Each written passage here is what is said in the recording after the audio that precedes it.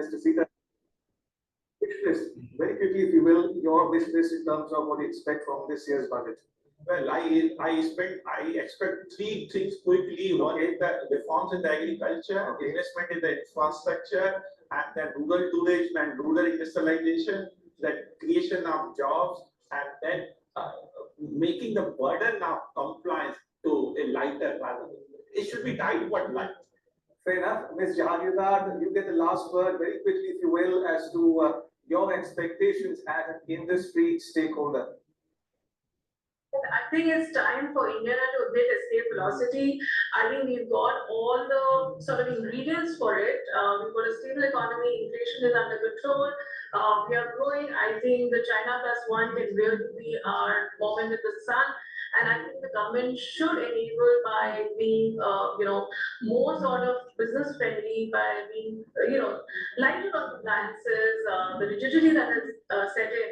I think if we get all that, no doubt that we'll be a $10 trillion economy, not just a $5 trillion economy very soon. On that optimistic note, Munmun, can we thank our guest, Ms. Jahagirdar and Professor Vishwan Das, before we cut live the minister's speech from the Lok Sabha? Absolutely grateful for you having joined and for sharing your valuable inputs. And we'll be now going across to India's Lok Sabha, that's the lower chamber of India's parliament, where Finance Minister Nirmala Sitharaman will be presenting a 7th consecutive budget, surpassing the record of former Prime Minister Morarji Desai. A lot of expectations from this budget because this is going to be the first budget in Modi 3.0 government, and Prime Minister Narendra Modi is back with the mandate of the people, and he would want to set the agenda not just for the next 5 years, but up to 2047, when India would like to be a developed nation by then.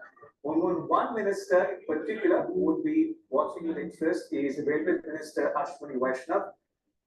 Remember, as per the Economic Survey's report, the railway's capex increased by 77% in the past 5 years. And he'll be looking forward to the budget prescription from Ms. Sitharaman, especially in terms of the recent debate on safety and modernization of the Indian railways.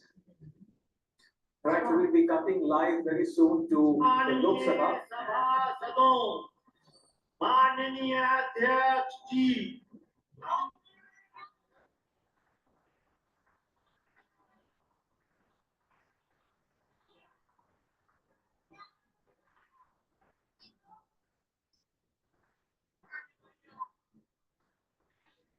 सदस्यगण, मुझे अपनी ओर से तथा सदन के मान्य सदस्यों की ओर से अंतर संसद आईपीयू की प्रेसिडेंट और तंजानिया संयुक्त गणराज्य की नेशनल असेंबली के अध्यक्ष माननीय डॉक्टर तुलिया एक्सन का स्वागत करते हुए अत्यंत प्रसन्नता हो रही है। हमारी सम्मानित अतिथि के रूप में भारत की आधिकारिक यात्रा पर आई है। ये हमारे लिए खुशी की बात है कि डॉक्टर एक्सन बजट सत्र को देखने के लिए यहाँ उपस्थित है। माननीय डॉक्टर तुलिया एक्सन शुक्रवार दिनांक 19 जुलाई 2024 को भारत पहुंची। उन्होंने 21 जुलाई 2024 को आगरा का भ्रमण किया और इस समय वह विशेष बॉक्स में आसीन है। हम भारत में उनके सुखद और सफल प्रवास की कामना करते हैं। हम अंतर संसदीय संघ के प्रेसिडेंट के रूप में उनकी भूमिका के लिए सफलता की भी कामना करते हैं। उनके माध्यम से हम तंजानिया गणराज्य की संसद के सदस्यों, तंजानिया की सरकार तथा वहां की विद्वत जनता को बधाई और शुभकामनाएं देते हैं। सदस्यगण, जैसा कि आपको समाचार भागों के माध्यम से पहले ही सूचित किया जा चुका है कि माननीय वित्त मंत्री के बजट भाषण की प्रतियां हार्ड कॉपी के रूप में उपलब्ध कराई जाएगी। अतः बजट प्रस्तुत हो जाने के पश्चात माननीय सदस्य कृपया बजट भाषण की अपनी प्रति प्रकाशन काउंटर से प्राप्त कर लें। आपको ये भी सूचित किया जाता है कि माननीय मंत्री द्वारा बजट प्रस्तुत किए जाने के पश्चात बजट की प्रतियां आपको मेंबर्स पोर्टल के माध्यम से भी उपलब्ध करा दी जाएगी। माननीय वित्त मंत्री Shrimati Nirmala Sitharaman.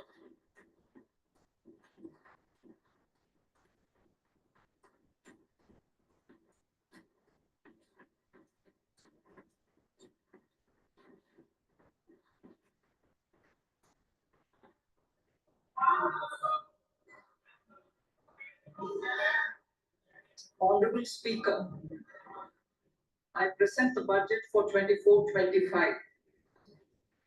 Introduction.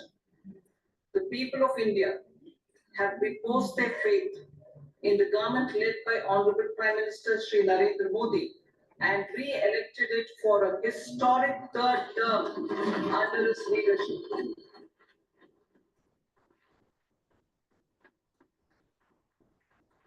We are grateful for their support, faith, and trust in our policies. We are determined to ensure that all Indians, regardless of religion, caste, gender, and age, make substantial progress in realizing their life goals and aspirations. Global context. The global economy, while performing better than expected, is still in the grip of policy uncertainties. Elevated asset prices, political uncertainties, and shipping disruptions continue to pose significant downside risks for growth and upside risks to inflation. In this context, India's economic growth continues to be the shining exception and will remain so in the years ahead.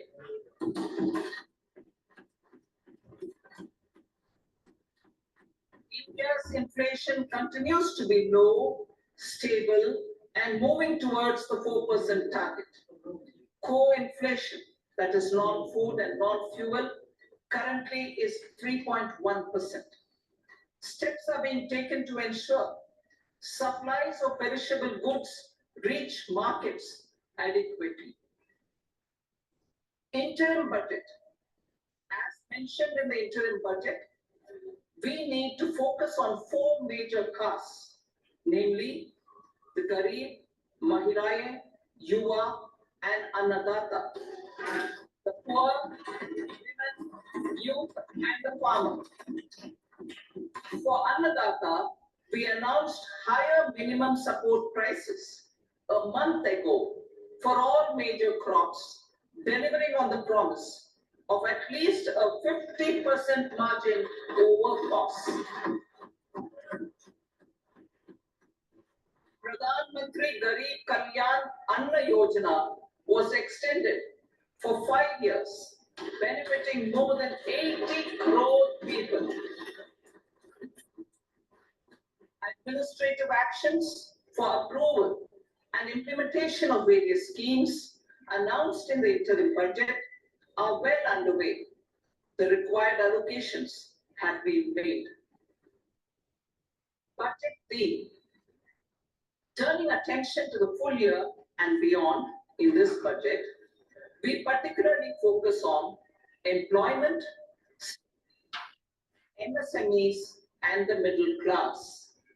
I'm happy to announce the Prime Minister's package of 5 schemes and initiatives to facilitate employment, skilling, and other opportunities for 4.1 crore youth over a 5-year period,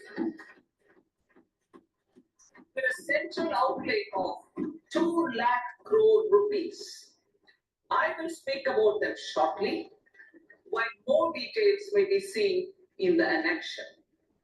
This year, I've made a provision of 1.48 lakh rupees, 1.48 lakh crore rupees for education, employment, and skilling. Budget priorities. The people have given a unique opportunity to our government to take the country on the path of strong development and an all-round prosperity. In the interim budget, we promise to present a detailed roadmap for our pursuit of Vikasit Bharat.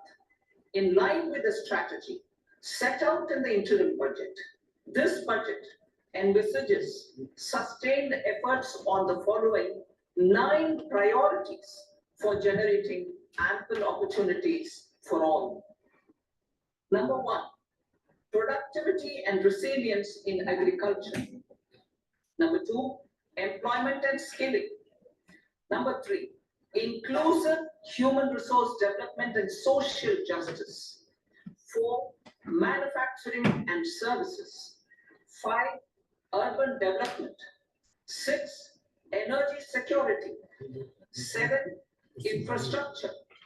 8, innovation, research and development. And 9, next generation reforms. Subsequent budgets will build on these and add more priorities and actions. A more detailed formulation will be carried out as part of the economic policy framework, about which I will speak later in this speech. This budget details some of the specific actions to be initiated in the current year towards fulfillment of these priorities, with potential for transformative changes. The budget also covers some of the previously made announcements with intent to strengthen them and step up their implementation for expediting our journey towards the goal of Vikasit Bharat. Priority 1, productivity and resilience in agriculture. Transforming agricultural research. Our government will undertake a comprehensive review of the agricultural research setup to bring the focus on raising productivity and developing climate resilient varieties. Funding will be provided in challenge mode, including to the private sector. Domain experts, both from the government and outside, will oversee the conduct of such research. Release of new varieties. New 109 high-yielding and climate-resilient varieties of 32 field and horticultural crops will be released for cultivation by farmers. Natural farming. In the next 2 years, 1 crore farmers across the country will be initiated into natural farming, supported by certification and branding. Implementation will be through scientific institutions and willing gram panchayats. 10,000 need-based bio-input resource centers will be established. Missions for pulses and oilseeds. For achieving self-sufficiency in pulses and oilseeds, we will strengthen their production, storage, and marketing. As announced in the interim budget, a strategy is being put in place to achieve Atmanirbharta for oilseeds such as mustard, groundnut, sesame, soybean, and sunflower. Vegetable production and supply chains. Large-scale clusters for vegetable production will be developed closer to major consumption centers. We will promote farmer-producer organizations, cooperatives, and startups for vegetable supply chains, including for collection and storage and marketing. Digital public infrastructure for agriculture. Buoyed by the success of the pilot project, our government, in partnership with the states, will facilitate the implementation of the digital public infrastructure in agriculture for coverage of farmers and their lands in 3 years. During this year, digital crop survey for Kharif using the DPI will be taken up in 400 districts. The details of 6 crore farmers and their lands will be brought into the farmer and land registries. Further, the issuance of Jan Samat based Kisan credit cards will be enabled in 5 states. Shrimp production and export. Financial support for setting up a network of nucleus breeding centers for shrimp brood stocks will be provided. Financing for shrimp farming, processing, and export will be facilitated through NABARD. National Cooperation Policy. Our government will bring out a national cooperation policy for systematic, orderly, and all-round development of the cooperative sector, fast-tracking growth of rural economy and generation of employment opportunities on a large scale will be the policy goal. This year, I have made a provision of 1.52 lakh crore rupees for agriculture and allied sectors.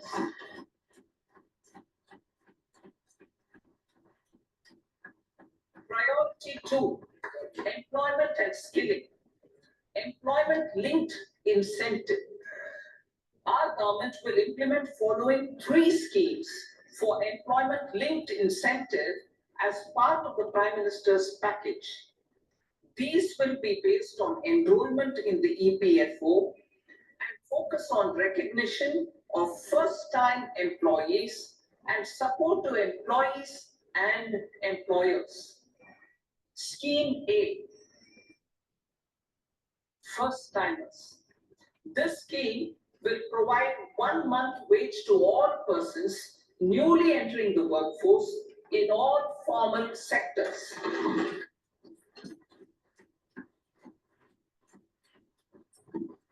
Direct benefit transfer of 1 month's salary in 3 installments to first-time employees as registered in the EPFO will be up to 15,000 rupees.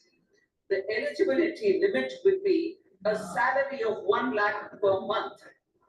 The scheme is expected to benefit 210 lakh youths.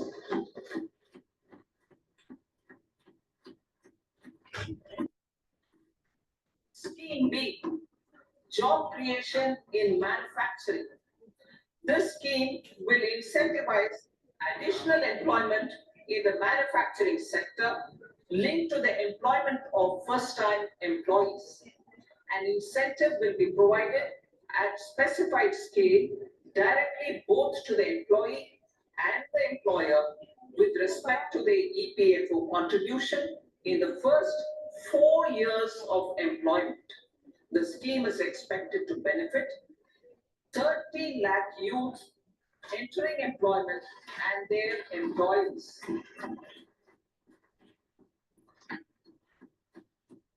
Scheme C, support to employees. This employer-focused scheme will cover additional employment in all sectors. All additional employment within a salary of 1 lakh rupee per month will be counted. The government will reimburse to employees up to 3,000 rupees per month for 2 years towards the EPFO contribution for each additional employee. The scheme is expected to incentivize additional employment of 50 lakh persons.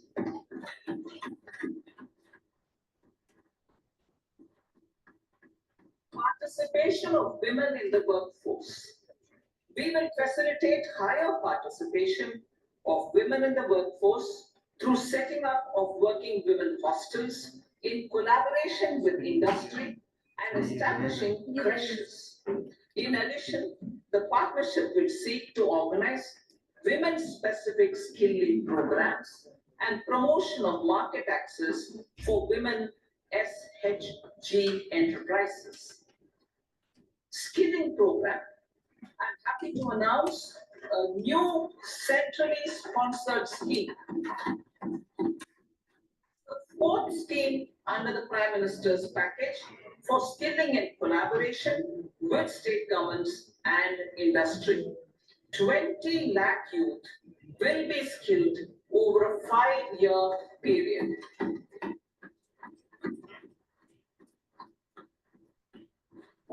1,000 industrial training institutes will be upgraded in hub and spoke arrangements with outcome orientation. Course content and design will be aligned to the skill needs of industry, and new courses will be introduced for emerging needs. Skilling loans. The model skill loan scheme will be revised to facilitate loans up to 7.5 lakh rupees with a guarantee from a government promoted fund. This measure is expected to help 25,000 students every year.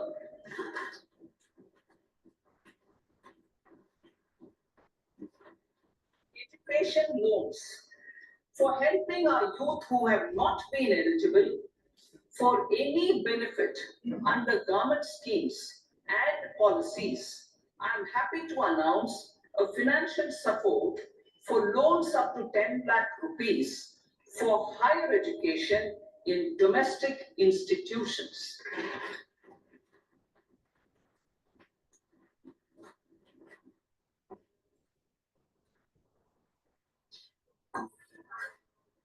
E-vouchers for this purpose. E-vouchers for this purpose will be given directly to 1 lakh students every year for annual interest subvention of 3% of the loan amount. Priority 3, inclusive human resource development and social justice, saturation approach. Our government is committed to all-round, all-pervasive and all-inclusive development of people, particularly farmers, youth, women, and the poor. For achieving social justice comprehensively, the saturation approach of covering all eligible people through various programs, including those for education and health, will be adopted to empower them by improving their capabilities. Implementation of schemes meant for supporting economic activities by craftsmen, artisans, self-help groups, scheduled caste, scheduled tribe, and women entrepreneurs and street vendors such as the PM Vishwakarma, PM Swanidhi, National Livelihood Missions, and Stand Up India will be stepped up. Purvodaya. The states in the eastern part of their country are rich in endowments and have strong cultural traditions. We will formulate a plan, Purvodaya, for the all-round development of the eastern region of the country, covering Bihar, Jharkhand, West Bengal, Odisha, and Andhra Pradesh. This will cover human resource development, infrastructure, and generation of economic opportunities to make the region an engine to attain Vikasit Bharat. On the Amritsar-Kolkata Industrial Corridor, we will support development of an industrial node at Gaya. This corridor will catalyze industrial development of the eastern region. The industrial node at Gaya will also be a good model for developing our ancient centers of cultural importance into future centers of modern economy. This model shall showcase Vikas B, Virasat B in a growth trajectory. We will also support development of road connectivity projects, namely 1. Patna-Purnia Expressway, 2. Buxar-Bhagalpur Expressway, 3. Bodh Gaya, Rajgir, Vaishali, and Darbhanga spurs, and 4. Additional 2-lane bridge over River Ganga at Buxar at a total cost of 26,000 crore rupees.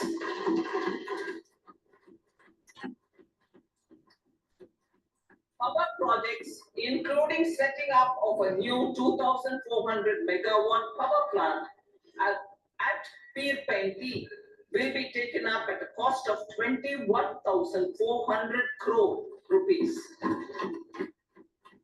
New airports, medical colleges, and sports infrastructure in Bihar will be constructed. Additional allocation to support capital investments will be provided. The requests of Bihar government for external assistance from multilateral development banks will be expedited.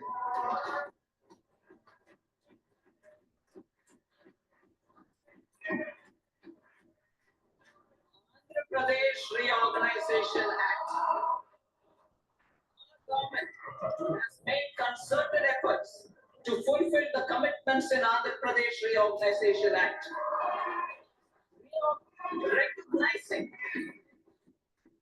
Recognizing the state's need for the capital, recognizing the state's need for a capital, we will facilitate special financial support through multilateral development agencies. In the current financial year, 15,000 crore rupees will be arranged. Additional amounts in future years.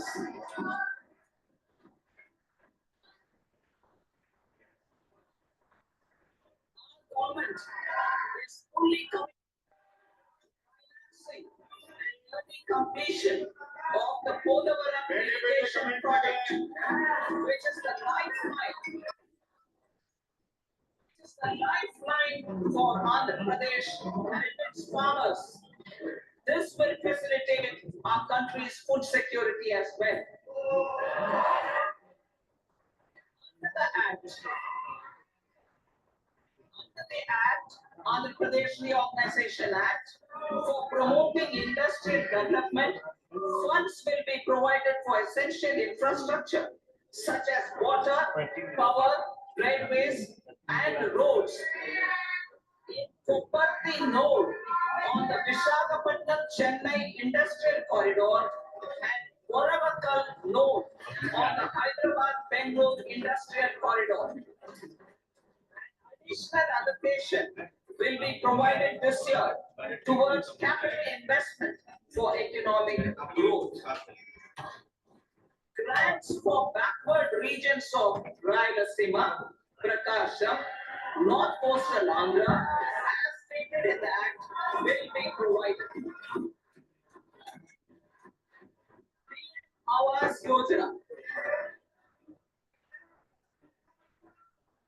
3 crore additional houses under the PM Awas Yojana in rural and urban areas in the country will have been announced, for which the necessary allocations are being made. Women-led development. For promoting women-led development, the budget carries an allocation of more than 3 lakh crore for schemes benefiting women and girls. This signals our government's commitment for enhancing women's role in economic development. Pradhan Mantri Janjatiya Unnat Gram Abhiyan. For improving the socio-economic condition of tribal communities, we will launch the Pradhan Mantri Janjatiya Unnat Gram Abhiyan by adopting saturation coverage for tribal families in tribal majority villages and aspirational districts.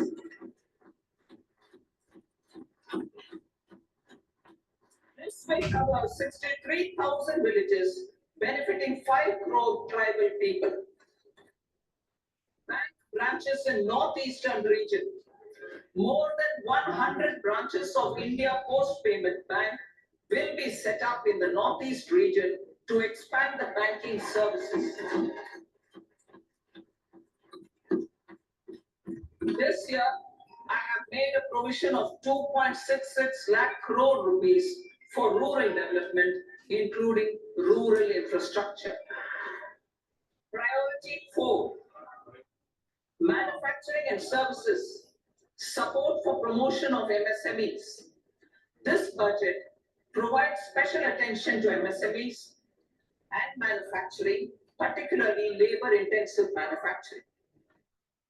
We have formulated a package covering financing, regulatory changes, and technology support for MSMEs to help them grow and also compete globally, as mentioned in the interim budget. I'm happy to announce the following specific measures. Credit guarantee scheme for MSMEs in the manufacturing sector. For facilitating term loans to MSMEs for purchase of machinery and equipment without collateral or third-party guarantee, a credit guarantee scheme will be introduced. The scheme will operate on pooling of credit risks of such MSMEs. A separately constituted self-financing guarantee fund will provide to each applicant guarantee cover up to 100 crore rupees, while the loan amount may be larger. The borrower will have to provide an upfront guarantee fee and an annual guarantee fee on the reducing loan balance. New assessment model for MSME credit. Public sector banks will build their own in-house capability to assess MSMEs for credit instead of relying on external assessment. They will also take a lead in developing or getting developed a new credit assessment model based on the scoring of digital footprints of the MSMEs in the economy. This is expected to be a significant improvement over the traditional assessment of credit eligibility based only on asset or turnover criteria. That will also cover MSMEs without a formal accounting system. Credit support to MSMEs during stress period. I'm happy to announce a new mechanism for facilitating continuation of bank credit to MSMEs during their stress period while being in special mention account, SMA stage. For reasons beyond their control, MSMEs need credit to continue their business and to avoid getting into the NPA stage. Credit availability will be supported through a guarantee from a government-promoted fund. Mudra loans. The limit of Mudra loans will be enhanced to 20 lakh from the current 10 lakh for those entrepreneurs who have availed and successfully repaid previous loans under the Tarun category. Enhanced scope for mandatory onboarding in trades. For facilitating MSMEs to unlock their working capital by converting their trade receivables into cash, I propose to reduce the turnover threshold of buyers for mandatory onboarding on the trades platform from rupees 500 crore to 250 crore rupees. This measure will bring 22 more CPSCs and 7,000 more companies onto the platform. Medium enterprises will also be included in the scope of the suppliers. SIDBI branches in MSME clusters. SIDBI will open new branches to expand its reach to serve all major MSME clusters within 3 years and provide direct credit to them. With the opening of 24 such branches this year, the service coverage will expand to 168 out of 242 major clusters. MSME units for food irradiation, quality and safety testing. Financial support for setting up of 50 multi-product food irradiation units in the MSME sector will be provided. Setting up of 100 food quality and safety testing labs with NABL accreditation will be facilitated. E-commerce export hubs. to enable MSMEs and traditional artisans to sell their products in international markets. E-commerce export hubs will be set up in public-private partnership mode. These hubs, under a seamless regulatory and logistic framework, will facilitate trade and export-related services under one roof. Measures for promotion of manufacturing and services. Internship in top companies. As the fifth scheme under Prime Minister's package, our government will launch a comprehensive scheme for providing internship opportunities in 500 top companies to 1 crore youth in 5 years. They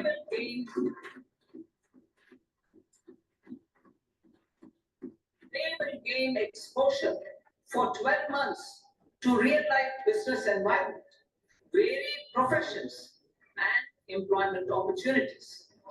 And internship allowance of 5,000 per month, 5,000 rupees per month, along with a one-time assistance of 6,000 rupees will be provided.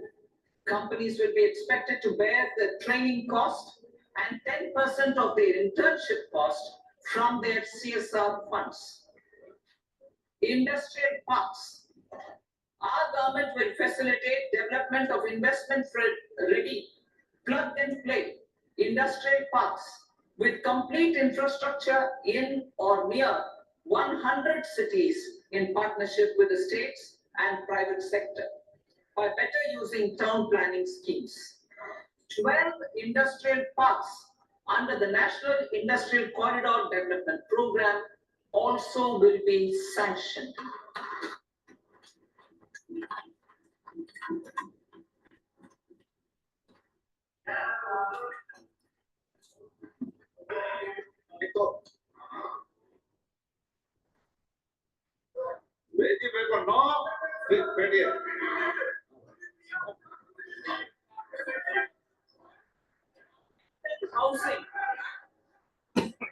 Housing with dormitory type accommodation for industrial workers will be rental housing, I repeat, rental housing with dormitory type accommodation for industrial workers will be facilitated in PPP mode with VGF support and commitment from anchor industries. Shipping industry, ownership, leasing and flagging reforms will be implemented to improve the share of Indian shipping industry and generate more employment. Critical mineral mission. We will set up a critical mineral mission for domestic production, recycling of critical minerals and overseas acquisition of critical mineral assets. Its mandate will include technology development, skilled workforce, extended producer responsibility framework, and a suitable financing mechanism. Offshore mining of minerals. Our government will launch the auction of the first tranche of offshore blocks for mining, building on the exploration already carried out. Digital public infrastructure applications. Turning to the services sector, I propose development of DPI applications at population scale for productivity gains, business opportunities, and innovation by the private sector. These are planned in the areas of credit, e-commerce, education, health, law and justice, logistics, MSME service delivery, and urban governance. Integrated technology platform for IBC ecosystem. An integrated technology platform will be set up for improving the outcomes under the Insolvency Bankruptcy Code for achieving consistency, transparency, timely processing, and better oversight for all stakeholders. Voluntary closure of LLPs. The services of the Center for Processing Accelerated Corporate Exit, CPACE, will be extended for voluntary closure of LLPs to reduce the closure times. National Company Law Tribunals. The IBC has resolved more than 1,000 companies, resulting in direct recovery of 3.3 lakh crore to creditors. 3.3 lakh crore rupees to creditors. In addition, 28,000 cases involving over 10 lakh crore rupees have been disposed of even prior to admission.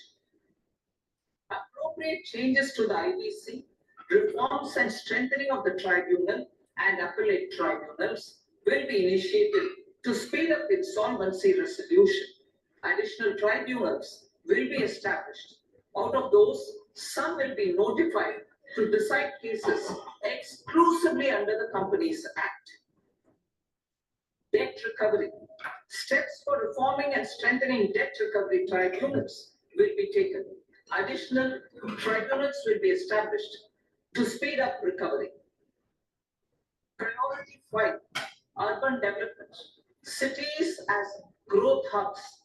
Working with states, our government will facilitate development of cities as growth hubs.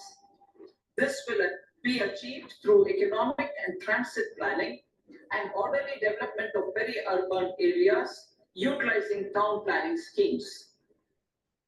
Creative redevelopment of cities.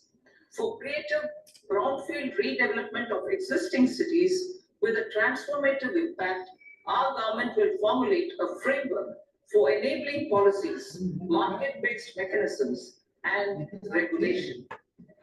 Transit-oriented development. Transit-oriented development plans for 14 large cities with a population above 30 lakh will be formulated along with an implementation and financing strategy. Urban housing. Under the PM Awas Yojana, Urban 2.0, housing needs of 1 crore urban poor and middle class families will be addressed with an investment of 10 lakh crore rupees. This will include the central assistance of 2.2 lakh crore rupees in the next 5 years. The provision of interest subsidy to facilitate loans at affordable rates is also envisaged. In addition, enabling policies and regulations for efficient and transparent rental housing markets with enhanced availability will also be put in place. Water supply and sanitation. In partnership with state governments and multilateral development banks, we will promote water supply, sewage treatments, and solid waste management projects and services for 100 large cities through bankable projects. These projects will also envisage use of treated water for irrigation and filling up of tanks in nearby areas. Street markets. Building on the success of PM Swanidhi scheme in transforming the lives of street vendors, our government envisions a scheme to support each year over the next 5 years the development of 100 weekly hearts or street food hubs in select cities. Stamp duty. We will encourage states which continue to charge high stamp duty to moderate the rates for all and also consider further lowering duties for properties purchased by women. This reform will be made an essential component of urban development schemes. Priority 6, energy security, energy transition. In the interim budget, I had announced our strategy to sustain high and more resource efficient economic growth, along with the energy security in terms of availability, accessibility, and affordability. We will bring out a policy document on appropriate energy transition pathways that balances the imperatives of employment, growth, and environmental sustainability. PM Surya Ghar Muft Bijli Yojana. PM Surya Ghar Muft Bijli Yojana. In line with the announcement in the interim budget,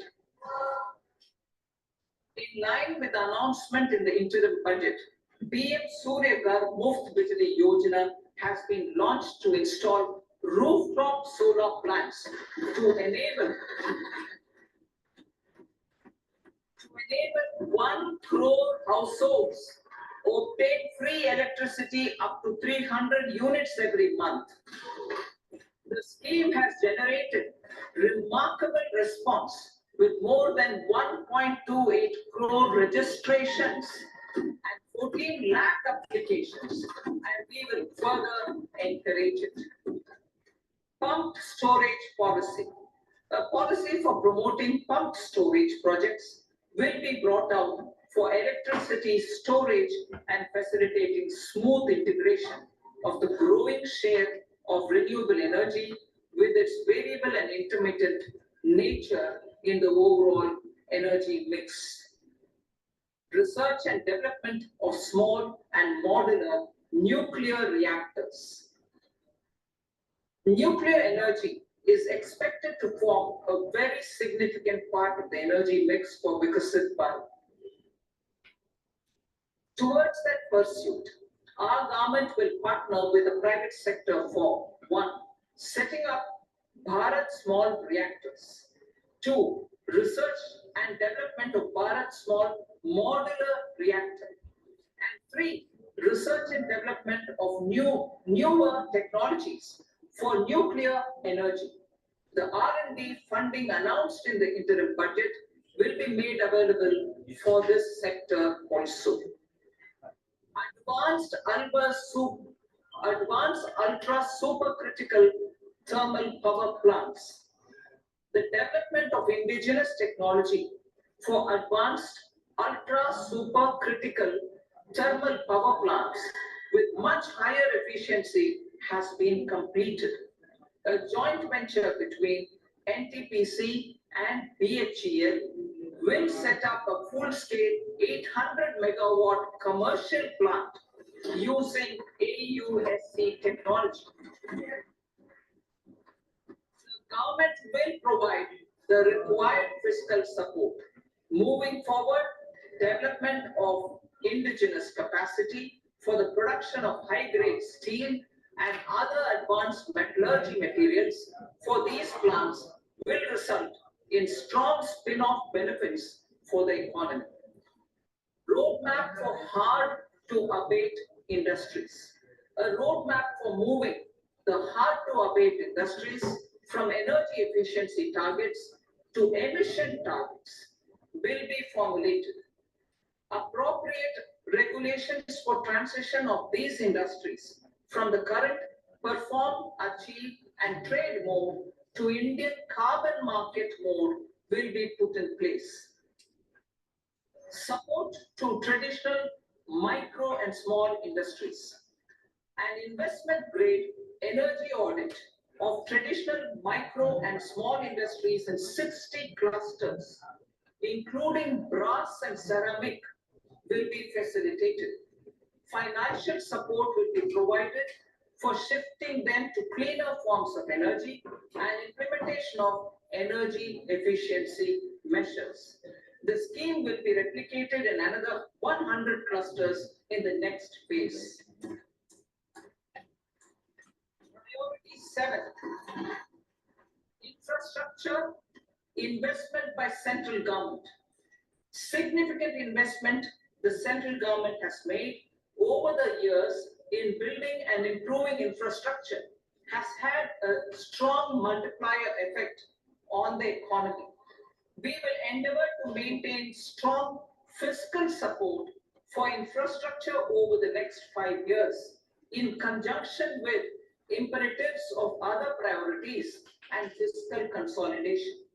This year, I have provided 11,111 crore rupees for capital expenditure.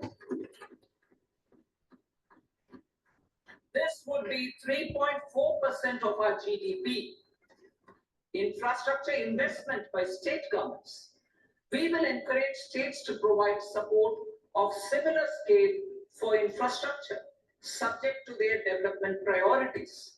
The provision of 1.5 lakh crore rupees for long-term interest-free loans have been made this year also to support the states in their resource allocation.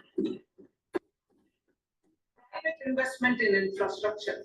Investment in infrastructure by private sector will be promoted through vibrant gap funding and enabling policies and regulations.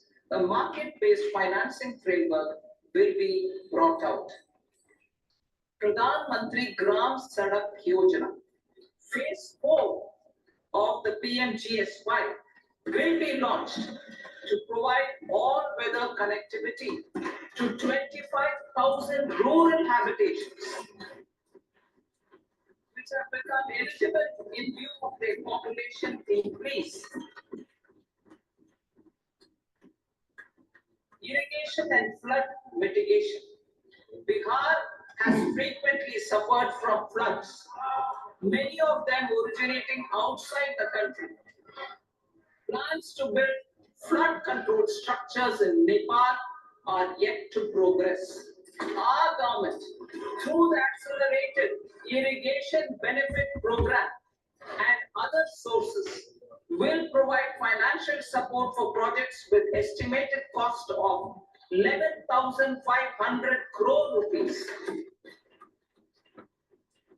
such as Kosi-Michi intra-state link and 20 other ongoing and new schemes, including barrages, river pollution abatement, and irrigation projects. In addition, survey and investigation of Kosi-related flood mitigation and irrigation projects will be undertaken.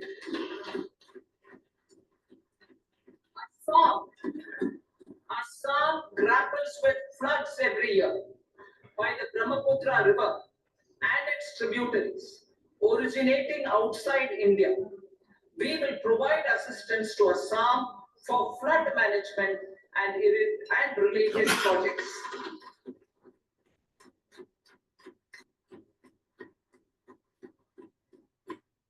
Himachal Pradesh suffered extensive losses due to floods last year. Our government will provide assistance to the state for reconstruction and rehabilitation through multilateral development assistance.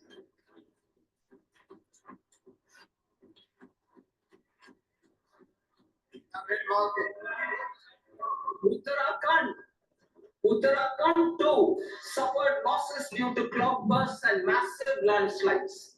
We will provide assistance to the state. Recently, Sikkim witnessed devastating flash floods and landslides that wreaked havoc across the state. Our government will provide assistance to the state. Tourism. Tourism has always been a part of our civilization. In positioning India as a global tourist destination, we also create jobs, stimulate investments, and unlock economic opportunities for other sectors. In addition to the measures outlined in the interim budget, I propose the following measures. Vishnupath Temple at Gaya and Mahabodhi Temple at Bodh Gaya in Bihar are of immense spiritual significance. Comprehensive development of Vishnupath Temple corridor, Mahabodhi Temple corridor will be supported, modeled on the successful Kashi Vishwanath Temple corridor to transform them into world-class pilgrim and tourist destinations.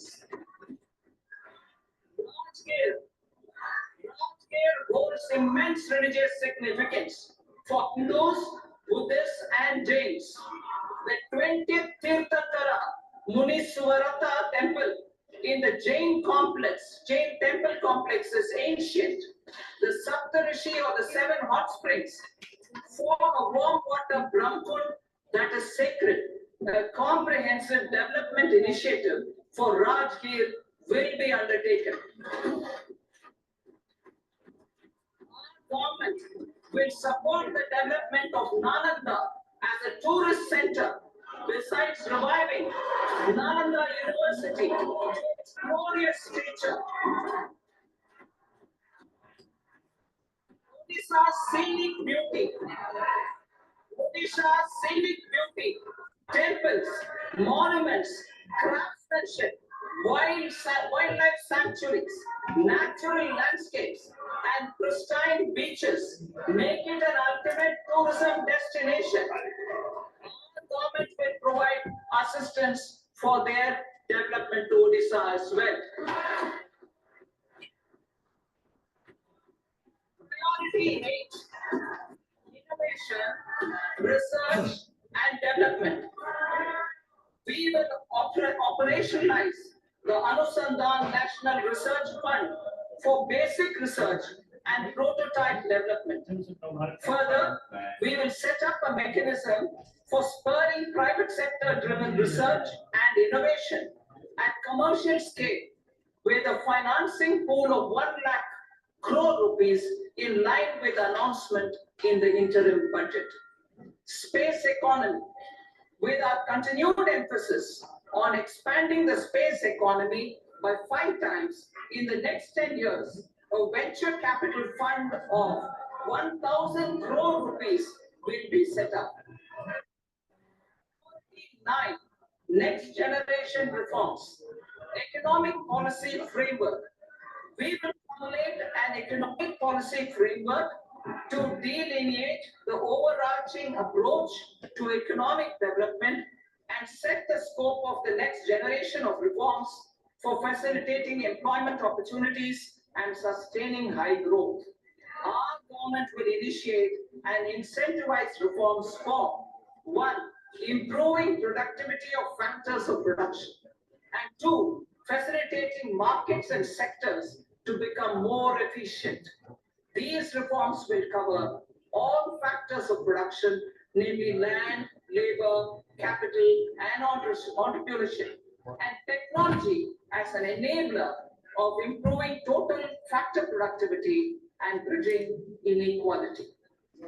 Effective implementation of several of these reforms requires collaboration between the center and the states and building consensus as development of the country lies in development of the states.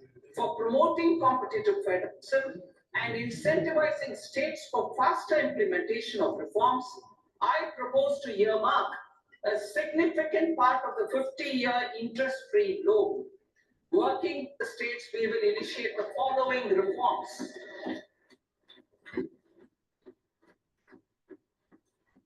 Land-related reforms and actions, both in the rural and urban areas, will cover land administration, will cover 1. Land administration, planning and management, and 2. Urban planning usage and building bylaws. These will be incentivized for completion within the next 3 years through appropriate fiscal support. Rural land-related actions. Rural land-related actions will include 1. Assignment of unique land parcel identification number, UL PIN, or Bhu Aadhaar for all lands. 2. Digitization of cadastral maps. 3. Subdivisions, survey of map subdivisions as per current ownership. 4. Establishment of land registry. And 5. Linking to the farmers registry. These actions will also facilitate credit flow and other agricultural services. Urban land-related actions. Land records in urban areas will be digitized with GIS mapping. An IT-based system for property record administration, updating, and tax administration will be established. These will also facilitate improving the financial position of urban local bodies. Labor-related reforms, services to labor. Our government will facilitate the provision of a wide array of services to labor, including those for employment and skilling. A comprehensive integration of e-Shram portal with other portals will facilitate such one-stop solution. Open architecture databases for the rapidly changing labor market, skill requirements, and available job roles, and a mechanism to connect job aspirants with potential employers and skill providers will be covered in these services. Shram Suvidha and Samadhan portal. Shram Suvidha and Samadhan portal will be revamped to enhance ease of compliance for industry and trade. Capital and entrepreneurship related reforms, financial sector vision and strategy. For meeting financing needs of the economy, our government will bring out a financial sector vision and strategy document to prepare the sector in terms of size, capacity, and skills. This will set the agenda for the next 5 years and guide the work of the government, regulators, financial institutions, and market participants. Taxonomy for climate finance. We will develop taxonomy for climate finance for enhancing the availability of capital for climate adaptation and mitigation. This will support achievement of the country's climate commitments and green transition. Variable capital company structure. We will seek the required legislative approval for providing an efficient and flexible mode for financing leasing of aircrafts and ships and pooled funds of private equity through a variable company structure.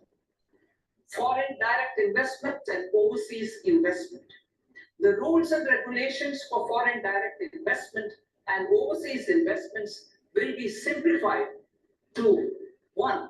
Facilitate foreign direct investments, 2. Nudge prioritization, and 3. Promote opportunities for using Indian rupee as a currency for overseas investment.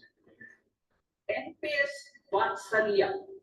NPS Vatsalya, a plan for contribution by parents and guardians for minors, will start. On attaining the age of majority, the plan can be converted seamlessly into a non-NPS account. Use of technology. We have successfully used technology for improving productivity and bridging inequality in our economy during the past 10 years.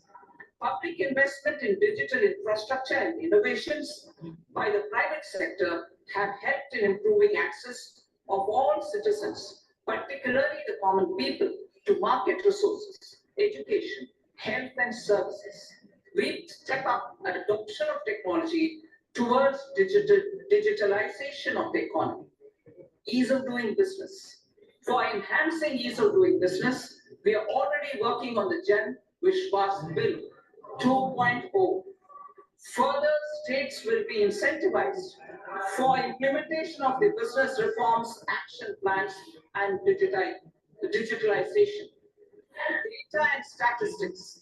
For improving data governance, collection, processing and management of data and statistics, different sectoral databases, including those established under the Digital India Mission, will be utilized with active use of technology tools. New pension scheme. The committee to review the NPS has made considerable progress in its work. I'm happy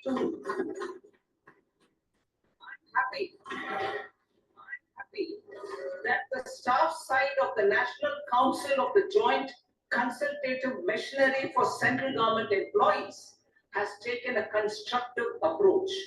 A solution will be evolved which addresses the relevant issues while maintaining fiscal prudence to protect the common citizens. Budget estimates for 24-25. For the year 24-25, total receipts other than borrowings and the total expenditure are estimated at 32.07 lakh crore rupees and 48.21 lakh crore rupees respectively. The net tax receipts are estimated at 25.83 lakh crore rupees. The fiscal deficit is estimated at 4.9% of the GDP. Gross and the net market borrowings through dated securities during 24-25 are estimated at 14.01 lakh crore rupees and 11.63 lakh crore rupees respectively. Both will be less than that in 23-24. The fiscal consolidation path announced by me in 2021 has served our economy very well, and we aim to reach the deficit below 4.5% next year. The government is committed to staying the course. From 2026-27 onwards, our endeavor will be to keep the fiscal deficit each year such that the central government's debt will be on a declining path as percentage of GDP. Now move to part B.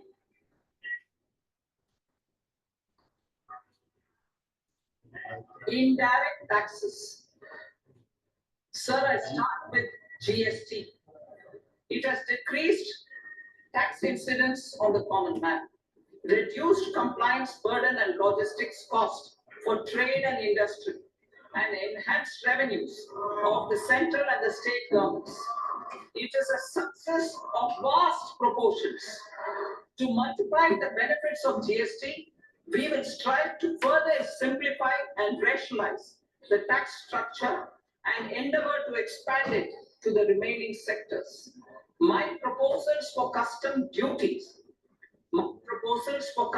duties intend to support domestic manufacturing, deepen local value addition, promote export competitiveness, and simplify taxation while keeping the interest of the general public and consumers surmount. In budget 22-23, we reduced the number of customs duty rates. I propose to undertake a comprehensive review of the rate structure over the next 6 months to rationalize and simplify it for ease of trade, removal of duty inversion, and reduction of disputes. I shall now take up sector-specific customs duty proposals. Medicine and medical equipments. To provide relief to cancer patients, I propose to fully exempt 3 more medicines from customs duties.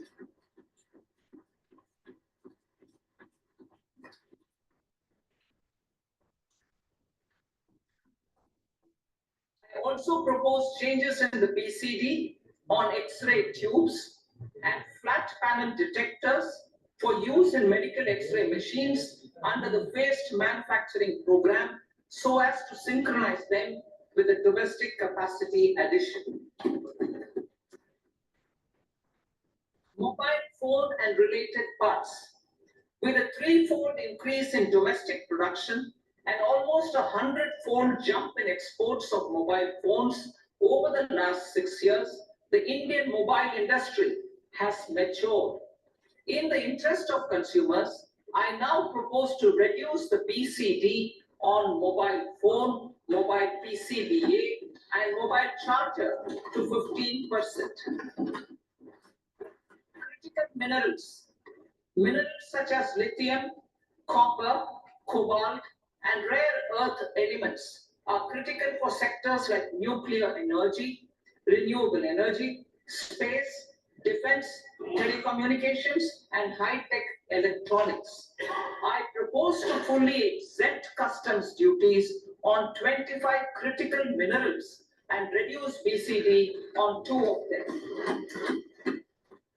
This will provide a major fillip to the processing and refining of such minerals and help secure their availability for these strategic and important sectors. Solar energy. Energy transition is critical in the fight against climate change. To support energy transition, I propose to expand the list of exempted capital goods for use in the manufacture of solar cells and panels in the country.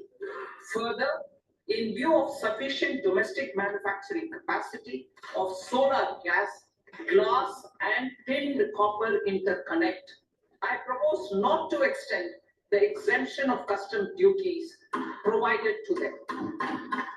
Marine products. India's seafood exports in the last financial year touched an all-time high of more than 60,000 crores of rupees. Frozen shrimp accounted for about 2/3 of these exports. To enhance their competitiveness, I propose to reduce BCD on certain broodstock, polychaete worms, shrimp, and fish feed to 5%. I also propose to exempt customs duty on various inputs for manufacture of shrimp and fish feed. Leather and textile. Similarly, to enhance the competitiveness of exports in the leather and textile sectors, I propose to reduce BCD on real down-filling material from duck or goose. I am also making additions to the list of exempted goods for manufacture of leather and textile garments, footwear, and other leather articles for export.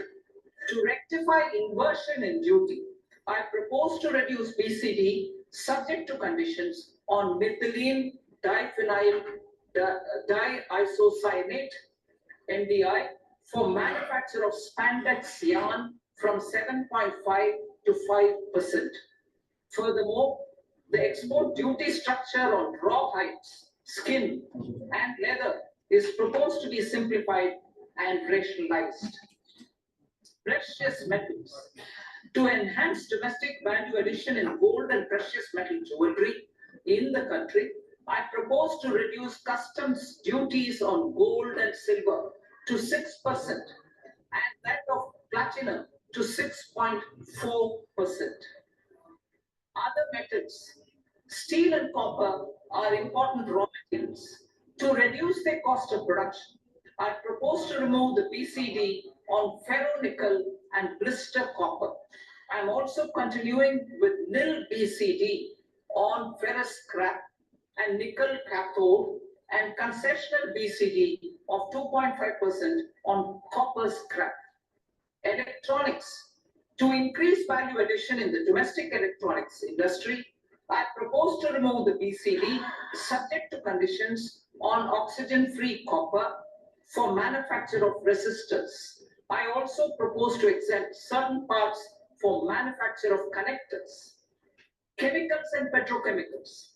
To support existing and new capacities in the pipeline, I propose to increase the BCD on ammonium nitrate from 7.5% to 10%.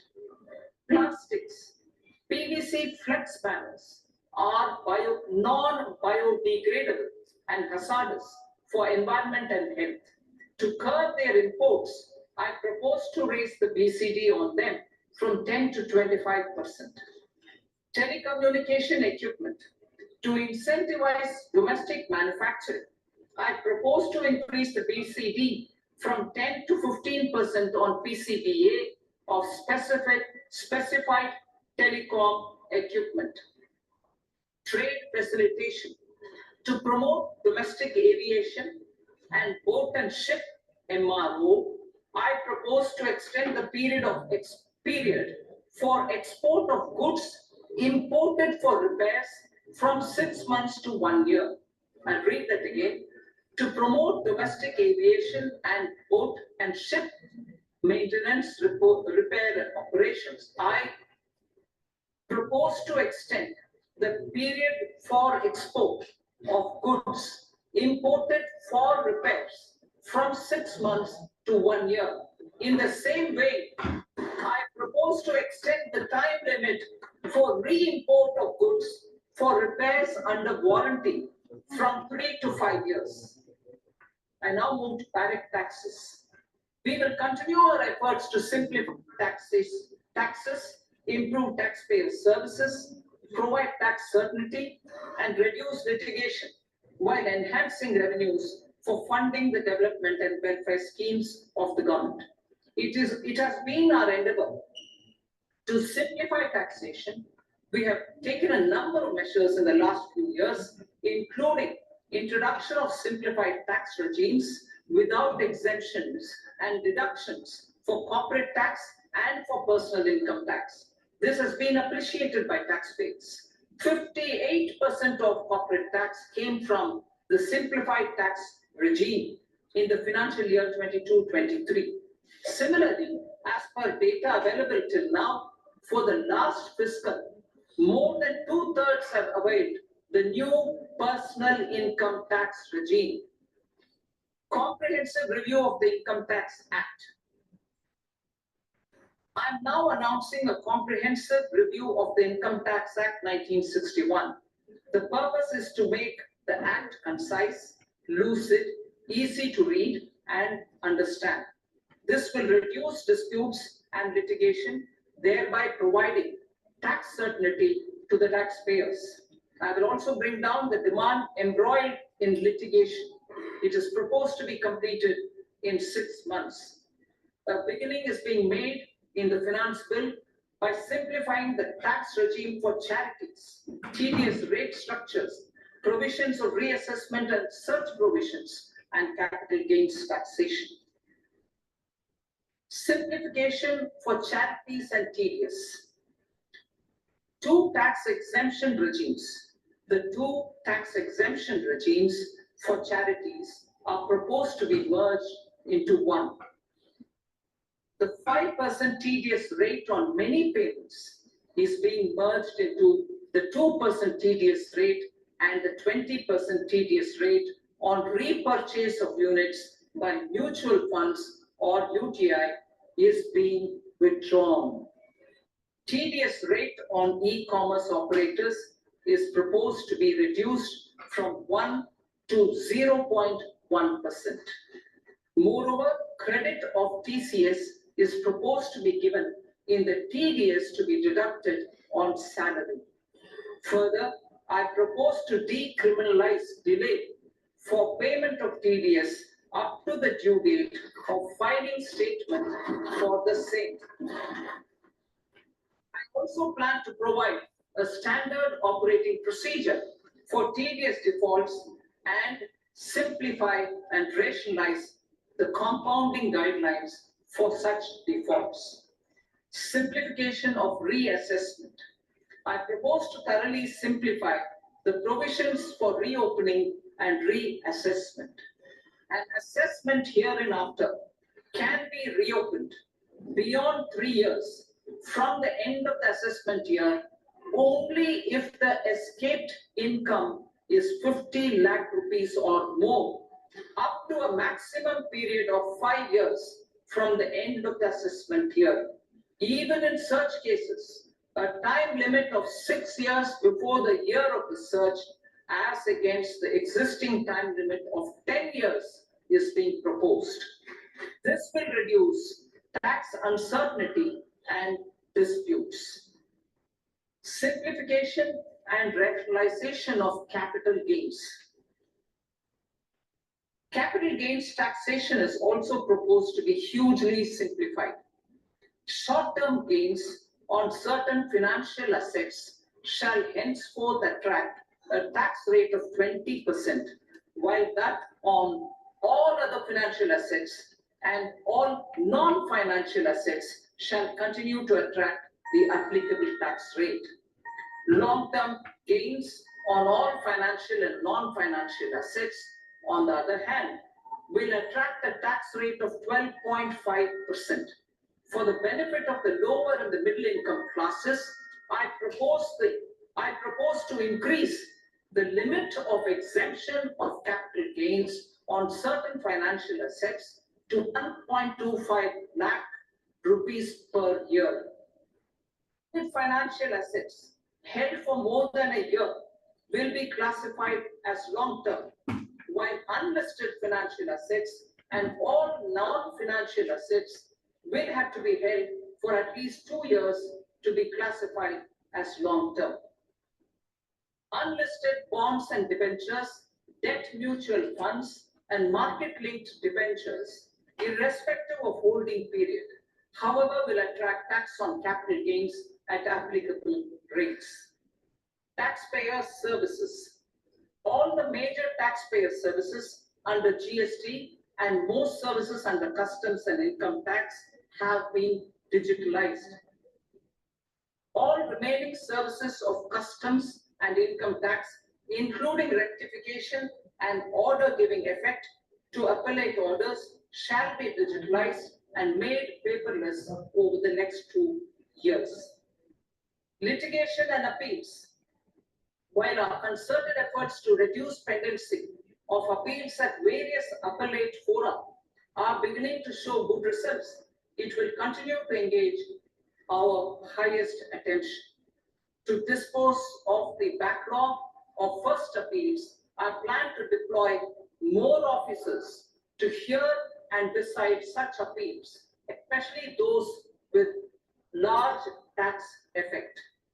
For resolution of certain income tax disputes pending in appeal, I am also proposing Vivad Se Vishwas Scheme 2024. Further, I propose to increase monetary limits for filing appeals related to direct taxes, excise, and service tax in the tax tribunals, high courts, and Supreme Court to 60 lakh rupees, 2 crore rupees, and 5 crore respectively, with a view to reduce litigation and provide certainty in international taxation. We will expand the scope of safe harbor rules and make them more attractive. We will also streamline the transfer pricing assessment procedure. Employment and investment.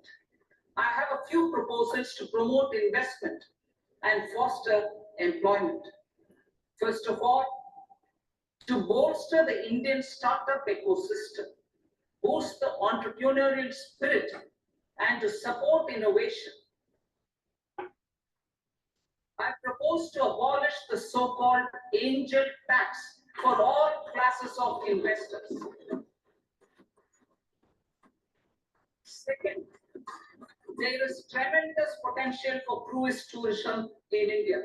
To give a fillip to this employment-generating industry, I am proposing a simpler tax regime for foreign shipping companies operating domestic cruises in the country. Third, India is a world leader in the diamond cutting and polishing industry, which employs a large number of skilled workers. To further promote the development of this sector, we would provide for safe harbor rates for foreign mining companies selling raw diamonds in the country. Fourth, to attract foreign capital for our development needs, I propose to reduce the corporate tax rate on foreign companies from 40 to 35%. Deepening the tax base. I have a couple of proposals for deepening the tax base. First, security transaction tax on futures and options of securities is proposed to be increased to 0.02% and 0.1% respectively. Second, for reasons of equity, I propose to tax income received on buyback of shares in the hands of recipients. Other proposals. To improve social security benefits, deduction of expenditure by employers towards NPS is proposed to be increased from 10 to 14% of the employee's salary. Similarly, deduction of this expenditure up to 14% of salary from the income of employees in private sector, public sector banks and undertakings opting for the new tax regime is proposed to be provided. Indian professionals working in multinationals get ESOPs and invest in social security schemes and other movable assets abroad. Non-reporting of such small foreign assets has penal consequences under the Black Money Act. Such non-reporting of movable assets up to 20 lakh rupees is proposed to be depenalized. Other major proposals in the finance bill relate to withdrawal of equalization levy of 2%, expansion of tax benefits to certain funds and entities in IFSCs, and immunity from penalty and prosecution to Benamidar on full and true disclosure so as to improve conviction under the Benami Transaction Prohibition Act 1988. Personal income tax. Coming to personal income tax rates, I have two announcements to make for those opting for the new tax regime. First, the standard deduction for salaried employees is proposed to be increased from 50,000 to 75,000 rupees.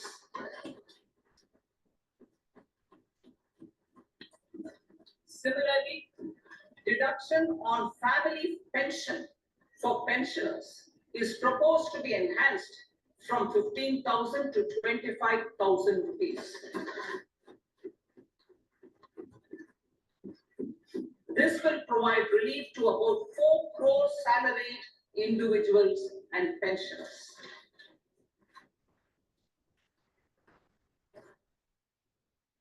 Second, in the new tax regime, the tax rate structure is proposed to be revised as follows. 0 to 3 lakh rupees, nil. 3 to 7 lakh rupees, 5%. 7 to 10 lakh rupees, 10%. 10 to 12 lakh rupees, 15%. 12 to 15 lakh rupees, 20%. And above 15 lakh rupees, 30%. As a result of these changes, a salaried employee in the new tax regime stands to save up to 17,500 rupees in income tax.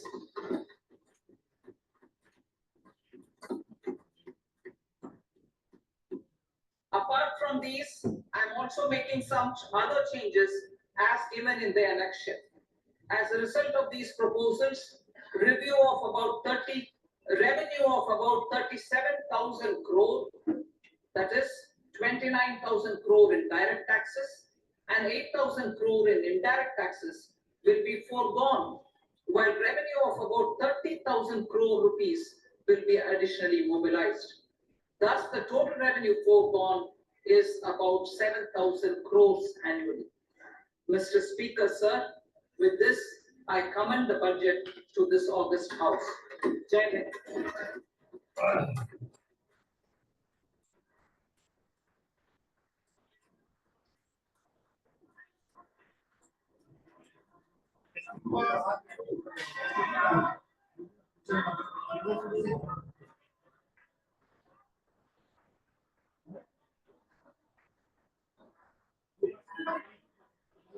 Sir, with your permission, I place today on the table the following statements under Section 3 of the Fiscal Responsibility and Budget Management FRBM Act 2003. Medium-term fiscal policy cum fiscal policy strategy and macroeconomic. जितना अच्छा budget आया share करता है Sir, with your permission, I rise to move for me to introduce the Finance Number 2 Bill 2024. प्रश्न है कि विधेयक को पूरा प्रस्तावित करने की अनुमति प्रदान की जाए जो सदस्य के पक्ष में आ गए जो सदस्य में ना गए के पक्ष अनुमति प्रदान की जाती है माननीय मंत्री जी अब विधेयक पूरे स्थापित करें. Sir, I introduce the bill. Cannot say what they have done. Budget में The budget because Item number they give 4. very few Union Territory of Jammu and Kashmir budget. Sir, I rise to present a statement, Hindi and English versions, of the estimated receipts and expenditure of the Union Territory of Jammu and Kashmir for the year 24-25. सभा की कार्रवाई कल बुधवार दिनांक 24 जुलाई 2024 को रात 11 बजे तक के लिए स्थगित की जाती है। सीटी का इन्होंने रिडक्शन किया है। लेट्स सी यू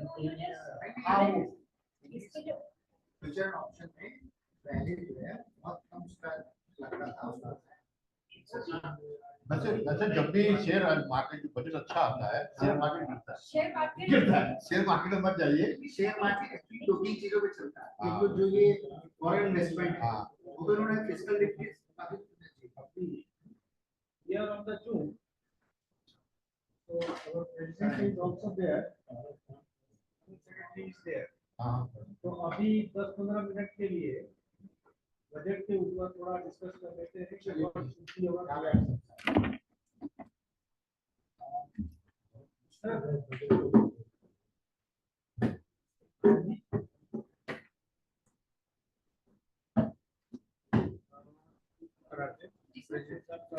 आवाज नहीं आ रही।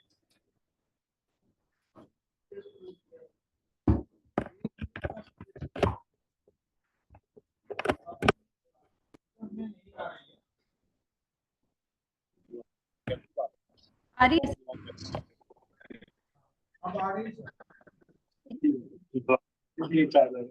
अब आ रही है आवाज?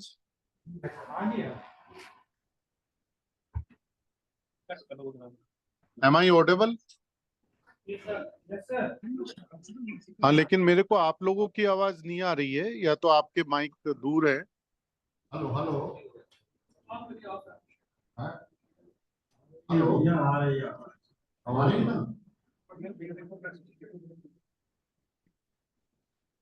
हेलो, आवाज आई नहीं आई? सर आवाज आ हाँ अब आई है आवाज में।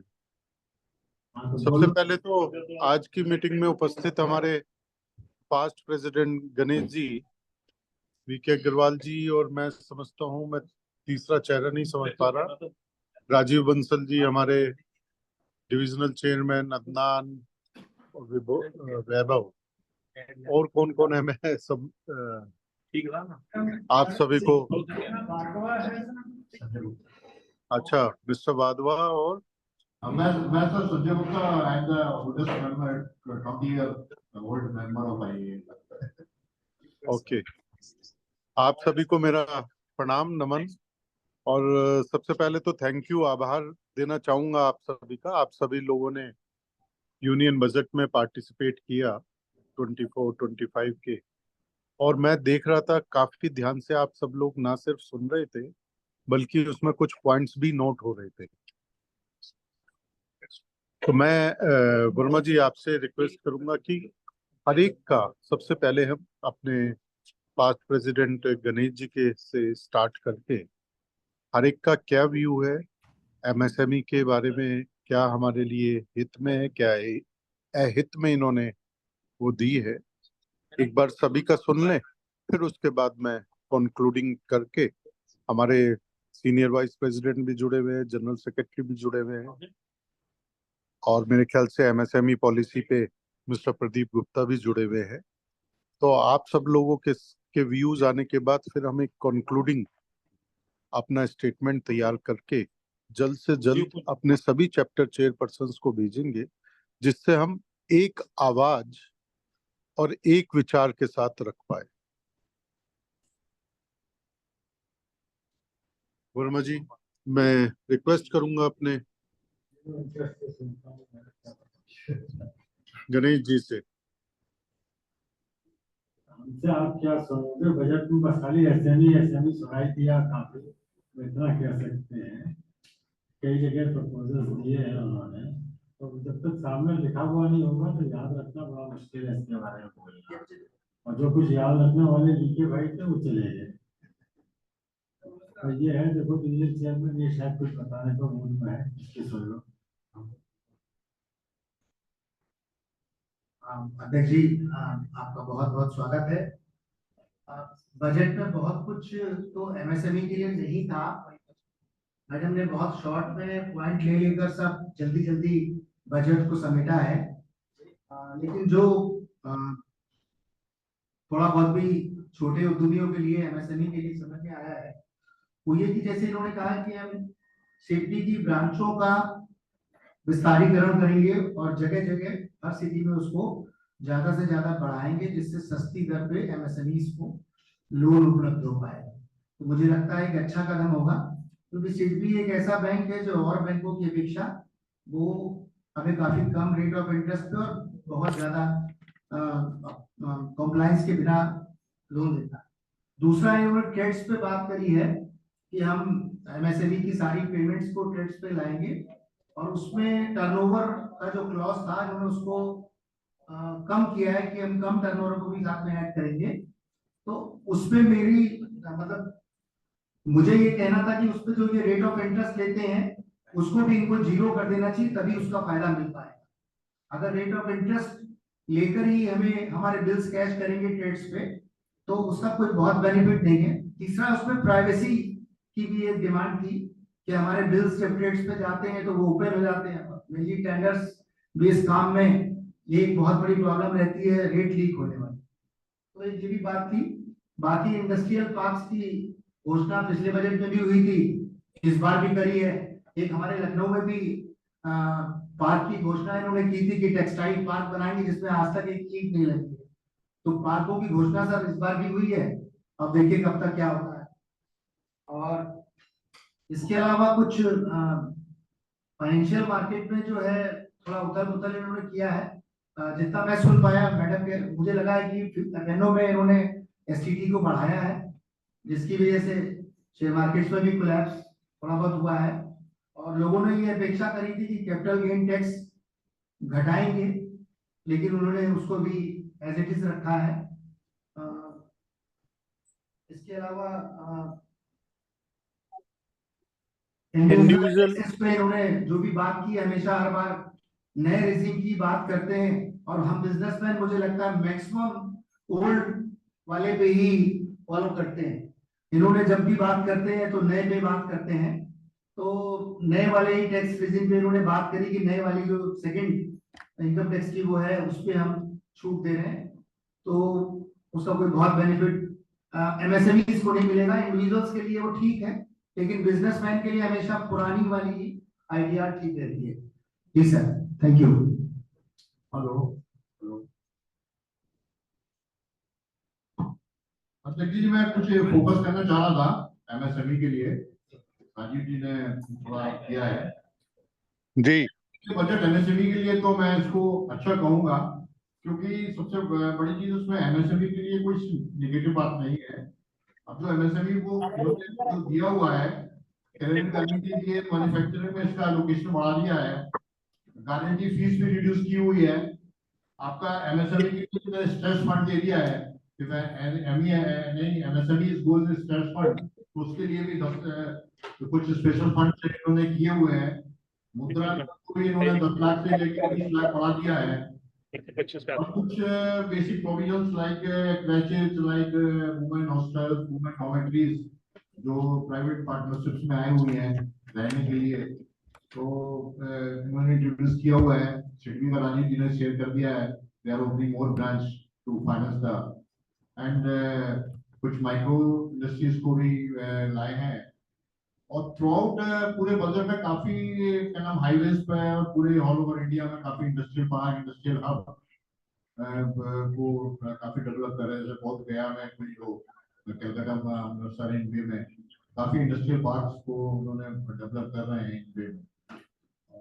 सोलर्स पे भी थोड़ा फोकस किया हुआ है, जो प्राइम मिनिस्टर सूर्य की योजना है इसको भी एक्सटेंड कर दिया है। लिथियम बैटरीज पे भी काफी कस्टम ड्यूटी करने से आने वाले ईवी व्हीकल में भी हेल्प मिलेगी।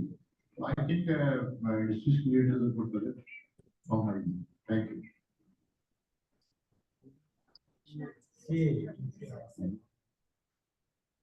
सर, रीना भागवत जी हमारे बजट सेशंस में बहुत सालों से आ रहे हैं, और जी। आपका टैक्सेशन के ऊपर और जब भी हम बजट भी गवर्नमेंट को देते थे तो आपका उसमें इनपुट रहता था। तो great. Reena Bhagwat, good afternoon sir. Good afternoon madam. what I could get from the budget speech of finance minister is, हम लोगों को MSMEs में जब भी हम कभी बात करते हैं तो एक स्किल यूथ एक बहुत बड़ी समस्या है. This year she has proposed 1.4 lakh crores. And PM Nidhi, they are bringing some schemes for employment and education of the youth. I think so, because skill development का अगर आपने economic survey भी देखा हो तो उसमें यही था कि 50% of the youth is not employable. That is one of the things which MSME. I'll be more focusing on MSME proposals only. एक और चीज जो है EPF में एक अनाउंसमेंट्स हुए थे जो 3 साल पहले डिसकंटिन्यू 3-4 साल पहले डिसकंटिन्यू कर दिए गए, जो EPF का कंट्रीब्यूशन एम्प्लॉयर करता था उसके ऊपर उन्होंने इंसेंटिव्स दिए थे, वो now they are again bringing 3 schemes लेकर के आए हैं. फर्स्ट टाइम एम्प्लॉयमेंट के जो है वो उसमें 1 month salary direct to the employee जाएगी. सेकंड स्कीम के अंदर जॉब क्रिएशन मैन्युफैक्चरिंग के अंदर, एंड थर्ड स्कीम में भी. और इस बार पहले 15,000 तक की सैलरी का इन्होंने कैप रखा था, which they have increased many folds to 1 lakh of salary का जो भी एम्प्लॉय होगा वो एलिजिबल होगा. So I think so this will also help in bringing more youth to the industry or as a working. That will be a capital reduction for the employer also. And then if we talk about more educational loans वगैरह में आ रहा है, then MSME में एक और चीज इन्होंने जो की है, now the banks will do internal assessment for the loans instead of the external agencies. So there also the MSMEs will get benefit, क्योंकि external agencies का जो होता है बड़ा ही रुख अजीब सा होता है. बैंक की जब internal agencies बनेगी, maybe let's see what will be ultimately, how does it take shape. Another thing I think so, वैसे ये CSR funds 500 top companies के लिए है कि अगर आपने interns रखे हैं तो 5,000 per month 100 companies, 500 top companies को from their CSR funds they can fund. So again, more employment, more skilled worker you can bring. Another scheme which has been introduced, इसकी इंटीग्रिटीज हमें पता चलेंगी. जो आ रहा है विवाद से विश्वास की, again they are bringing a scheme. अब इसके अंदर हमारे डायरेक्ट इनडायरेक्ट क्या क्या, क्योंकि लिटिगेशन जो बहुत पुराने हो चुके होते हैं उनकी कॉस्ट एक कोई भी MSME जो है उसको बहुत बेयर करनी पड़ती है. सो विवाद से विश्वास की एक scheme 2024 has also been announced in this budget. Then of course the government is not interested in old scheme. Government नहीं चाहती है कि हम ओल्ड टैक्स रिजीम में रहें. तो इस बार जितने भी इन्होंने बजट प्रपोजल दिए हैं in the personal taxation, that is in the new scheme only 50,000 to 70,000 का जो स्टैंडर्ड एक्शन है, that is also in the. Sir अगर आप टैक्सेशन के पॉइंट ऑफ व्यू से देखें तो अब ओल्ड स्कीम में कोई बेनिफिट नहीं रहेगा. From the business point of view you have been given only a one time chance that you can switch over. So it is always beneficial to go into the new scheme. So and certain thing reopening of assessments में भी इन्होंने year reduce किए हैं from 8 to 5 years and from 10 to 6 years. That also that gives you a certainty upon a period कि भाई मेरा 10 साल तक आप अधर झूल में नहीं अटके हुए हैं. 10 साल तक मेरा केस कभी भी खुल सकता है, 148 का नोटिस मुझे कभी भी आ सकता है, रीओपनिंग का भी हो सकता है. So that is also another thing will be. हम सब लोगों ने सेल्स टैक्स की regime देखी, VAT देखा, फिर GST देखा, सब कुछ उलट पुलट हो गया. आई think so in next 6 months हम एक नया इनकम टैक्स एक्ट भी देखने वाले हैं, क्योंकि जो कॉम्प्रिहेंसिव इन्होंने कहा है कि हम रिव्यू कर रहे हैं इनकम टैक्स एक्ट की, और 6 महीने में. तो एक अगर याद हो आपको डायरेक्ट टैक्स कोड बिल आया था जो ठंडे बस्ते में डाल दिया गया, जिसको ग्रैंडफादरिंग कर दी गई थी. I hope so in next budget will see a new income tax act. This is my review of then withdrawal of equalization levy है. Usually MSMEs उससे अफेक्ट नहीं होते हैं, but ESOPs वगैरह का है. So NPS again for the employees, NPS OTD scheme उसमें employer की तरफ से 14% है, 14% का बढ़ाया गया है. Again a new scheme. This is all I sum up with this one. I think this is focusing upon the ease of doing the business. Last year, 3 years, you have to reopening your case, you are reducing the years. Yes, So yes. then Actually, you sir, have to forego all the records you have to give, you have to save the cost for so many years. Then it will save, it will Actually, the save. government now wants to move more on that we rely on you. They want to have a faith of the taxpayer कि भाई हम तुम्हारे साथ हैं, हम तुम्हें परेशान नहीं करना चाहते। गवर्नमेंट की तरफ से मूव है सर, अब ये छोड़ दीजिए, डिपार्टमेंट वाले क्या करते हैं उसके ऊपर नकेल नहीं कस पाती गवर्नमेंट, बट गवर्नमेंट की आप इधर जितने भी इनके 5-6 साल के बजट में आप देखेंगे तो उनके स्टार्ट यही होते हैं कि हम आपको लाना चाहते हैं उस प्लेटफॉर्म पे कि आप जो फाइल करें उसको हम एक्सेप्ट करें। Almost that is availing a new policies, new tax policy. So like we are filing returns for this year. I think so whenever we do the comparative, we find that the new scheme is always यहाँ तक कि 60-70 हजार रुपए का tax में फर्क आ रहा है न्यू स्कीम में और ओल्ड स्कीम में जो हाई स्लैब वाले हैं। So for if you are earning more than 15 lakhs rupees, I am talking about not about जो बहुत हायर इनकम वाले हैं, 15 लाख की भी मैं बात करती हूँ, 15 लाख में भी उसको न्यू स्कीम में टैक्स कम आता है, तो इट इज बेनिफिशियल। अब आती है बात, लोग ये कहते हैं कि हमको डिस्करेज करता है इन्वेस्टमेंट करने को, जो पहले बच्चा एक इन्वेस्टमेंट कर देता था। सर ये तो हमारी पर्सनल चॉइस होती है कि हम करना चाहते हैं। आज की तारीख में जो हम रिटर्न्स को देख रहे हैं, everybody is into the money market and they are playing so badly in F&O and they are losing. They are not realizing कि हम F&O में करके उनको ये लगता है मैं जल्दी से पैसा बना लूंगा, and they are losing into it, but they are into it. You can't stop it. So that is a personal choice. You can't do it. The government cannot frame policies for that. अब ये expected था कि शायद F&O को ये लोग speculative में ले जाएंगे। I think so. We have to read the fine print for that budget. क्या किया है इन्होंने capital gains में, क्योंकि expected था कि F&O will be taken into speculative business. Can't comment on it because nothing has been spoken by the finance minister in her speech. Only about 4 crores are benefiting from raise of standard deduction 50 to 75% for the rupees. And average in new tax regime 70,500 is the getting benefit. Because of that slab change. Slab change. Because of the slab change. I think so do direct taxation में भी दिया है। जी। और budget तो मुझे लगता है बड़ा अच्छा ही है। बाकी कोई काफी कस्टम ड्यूटीज बहुत कम की हुई है। कस्टम ड्यूटीज काफी कम की हैं सर, बीसीडी काफी कम की है, बहुत सारी चीजों पे की गई है। स्पेशली इसमें जब इसमें डायरेक्ट बेनिफिट नहीं होता है कंज्यूमर को, इनडायरेक्ट बेनिफिट उसको कॉस्ट ऑफ द प्रोडक्ट में पता चलता है जो वो रियलाइज नहीं करता, तो उसकी जो इनबिल्ट कॉस्ट वर्कर की आ रही थी वो बीसीडी के कारण कम हो गई। They are also focusing on the stamp duty. BCD is not a indirect tax, GST में कवर नहीं है, तो उसका सेट ऑफ होता नहीं है, तो वो part of cost of material बन जाता है।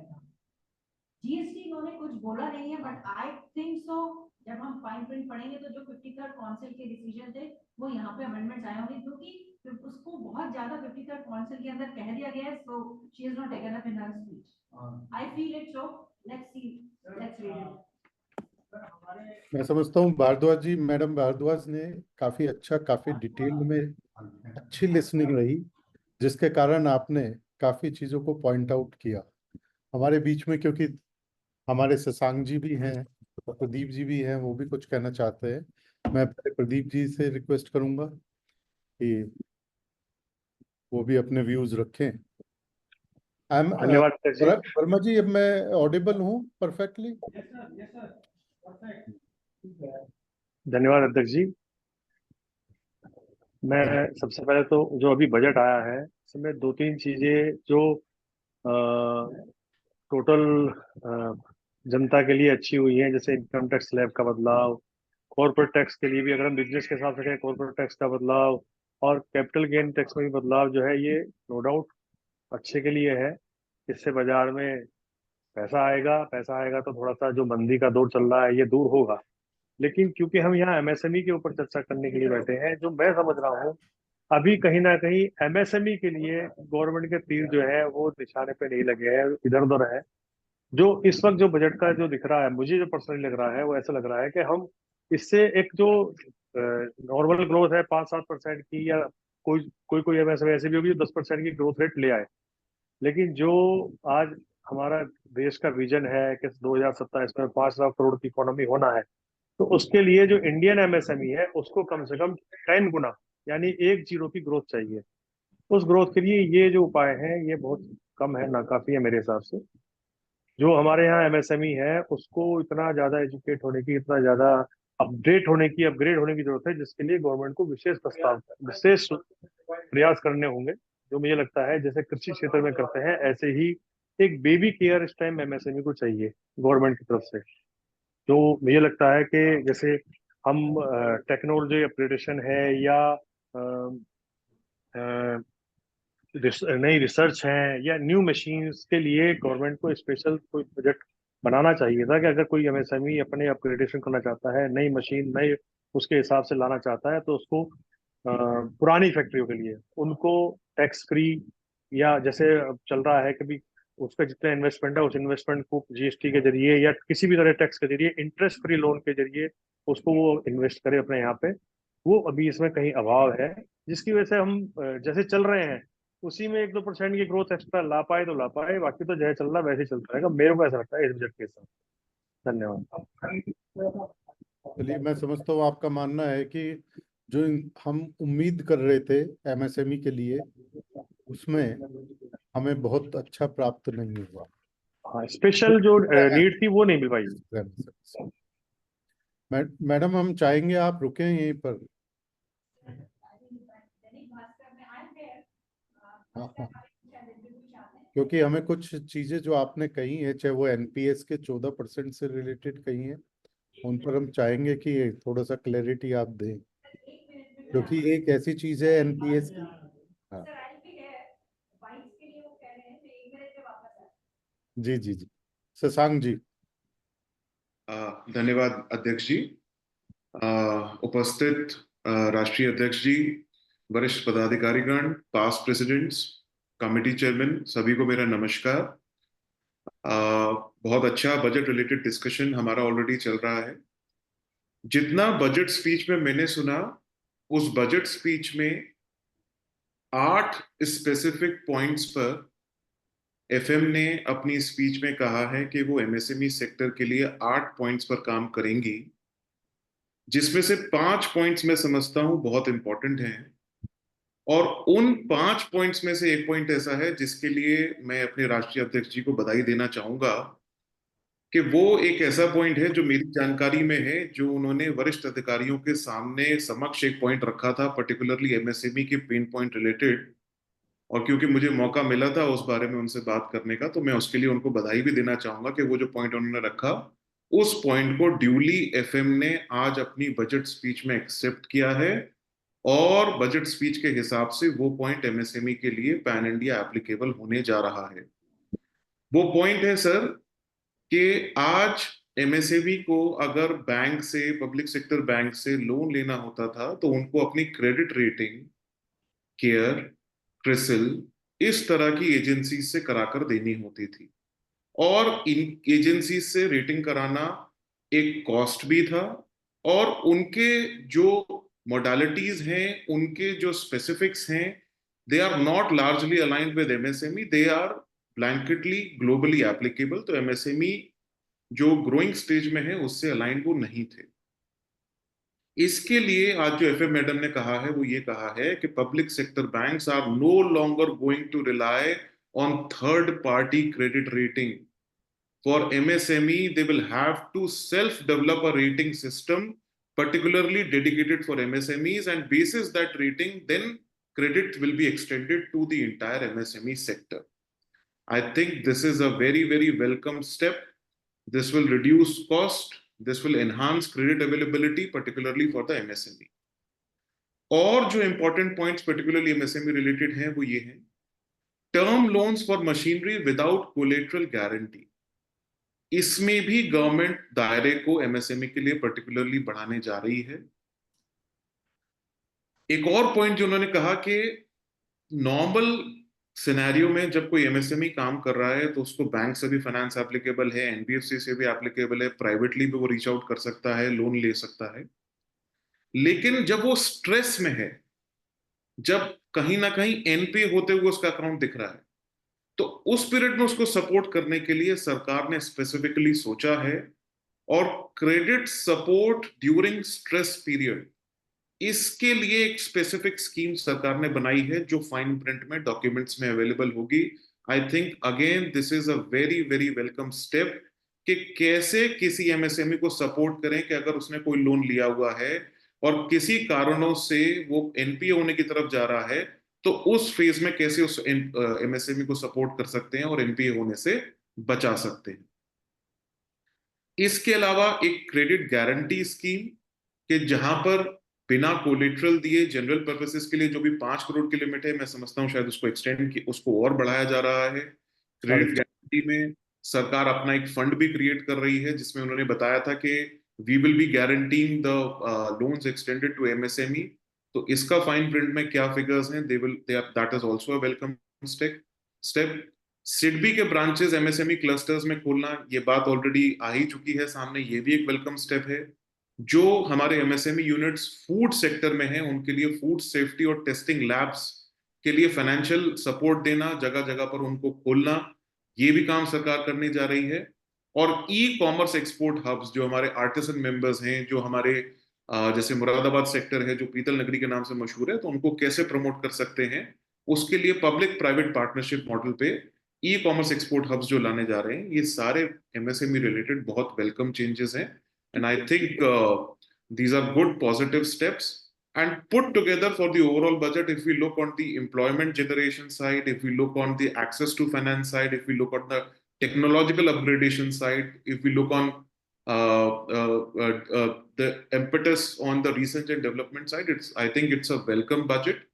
While most certainly we expect more and more, but I think we should welcome with open heart and open arms what the government is intending to do. And with this, I rest my comments. Thank you all for allowing me time to speak. Thank you. Thank you Shashank. No doubt आपके जितने भी points होते हैं वो बड़े insightful होते हैं और फोकस्ड होते हैं, to the point. Thank you so much my dear. इसके ऊपर और इन डिटेल थोड़ी सी वर्किंग करके हम वर्कआउट करेंगे जिससे हम अपने मेंबर्स को भी भेज सकें। मेरे ख्याल से जीएसटी से रिलेटेड भी मैडम ने बोला है, एफएम मैडम ने, और ट्रेड्स से रिलेटेड भी। ट्रेड्स को भी उन्होंने कहा है कि कम मतलब उसकी लिमिट जो 500 करोड़ थी उन्हीं कंपनीज के लिए, उनको और डाउन लाने के लिए। तो इन 2-3 पॉइंटों को और कंबाइन करके कीजिएगा। और मेरे ख्याल से भारद्वाज मैडम ने भी बताया कि लगभग 4 लाख करोड़ का जो पैकेज हमारे लिए आया है उसको हम कैसे कैसे अवेल कर सकते हैं, अपने मेंबर्स तक अवेयर करा सकते हैं। Sure.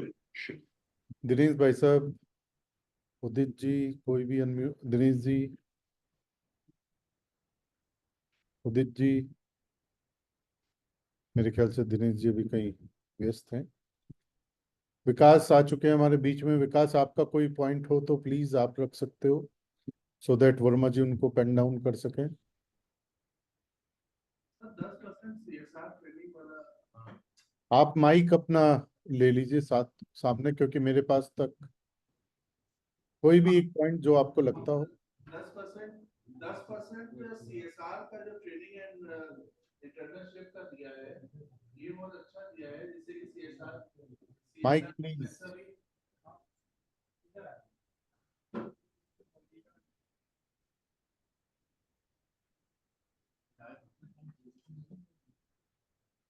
तो 10% CSR का पॉइंट अच्छा है। Person you have called is speaking. इस पर ट्रेनिंग प्रोग्राम्स और हो सकते हैं और लोगों को अच्छा इस पे इनिशिएटिव मिलेगा सर। 1 लाख की ईयर 1 लाख यूथ का टारगेट रखा हुआ है और उनको उसमें 5,000 रुपए स्टाइपेंड भी है। Stipend of 5,000 per month and 6,000 in one time. इसमें जो भी है कि जो एसएमईज है, जो माइक्रो इंडस्ट्रीज के हैं, they can take a training Bajaj और बड़ी बड़ी कंपनियों में जाकर एक कुछ सीख सकते हैं। This training module will be for 1 year, it is a good for skill development. After 1 year they can be come with a fresh energy.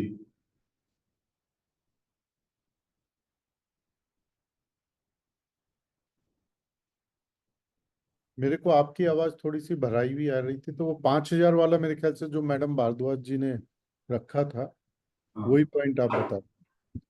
हाँ उसमें 5,000 रुपये per month plus 6,000 one time उन्होंने बताया था वही। हाँ लेकिन मेरा मतलब इसमें थोड़ा सा रिएक्शन अपोजिट है कि शायद 5,000 रुपये स्मॉल अमाउंट है, उतने स्टार्टअप या उतने वो मिल नहीं पाएंगे उनको स्किल्स।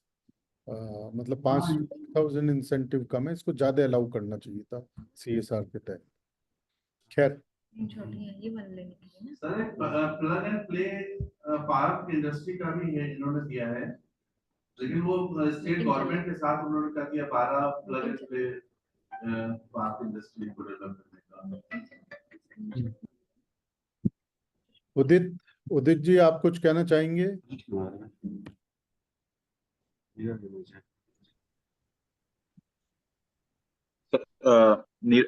नीरज सर, आपका बहुत बहुत थैंक यू देता हूँ कि आपने इनवाइट किया बोलने के लिए। बजट से माइक्रो स्मॉल और मीडियम सेक्टर एंटरप्राइजेस को काफी उम्मीदें थी। बहुत अच्छा संक्षेप में विवरण हमारे को शशांक गुप्ता जी ने दिया, जिसकी इंसाइट्स हैं हमारे पास। नहायती तौर पे जो ट्रेड से रिलेटेड लिमिट कम करी गई है कि पहले 500 करोड़ के कंपनीज के ऊपर कंपलसरी था, अब 250 करोड़ के ऊपर कर दिया है। इससे कई माइक्रो और स्मॉल और मीडियम एंटरप्राइजेस को फायदा मिलेगा। सेकेंडली एक चीज और कहना चाहूंगा, जो फाइनेंस मिनिस्टर मैडम ने बोला कि simplification and rationalisation of in GST income tax acts in the next 6 months, review of income tax act 1961 in the next 6 months. We are hopeful कि इसमें micro small and medium enterprises के हित में कुछ certain rationalisation हो, जिससे कि हमारे को सिंप्लीफिकेशन मिले काम करने के लिए। Thank you again for allowing me to participate. Thank you very much. Always welcome Udit. आज आपकी मूछें बहुत अच्छी लग रही हैं। Just a lighter side. Dinesh जी।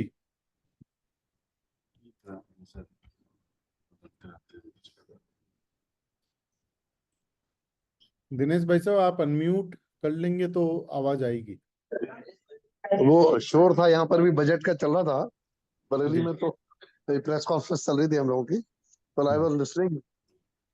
जय श्री कृष्ण अध्यक्ष जी, और सबको बहुत बहुत प्रणाम। मैं थोड़ा अलग आपका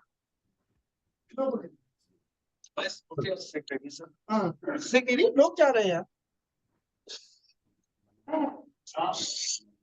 सर जी, आपके व्यूज मिल जाएंगे तो इनको कंबाइन बेसिकली जो फोकस एरिया रहा है, जो हम एक्सपेक्ट भी कर रहे थे, वो था इंफ्रास्ट्रक्चर, और जो रैशनलाइजेशन ऑफ पॉलिसीज कुछ चीजों में थी।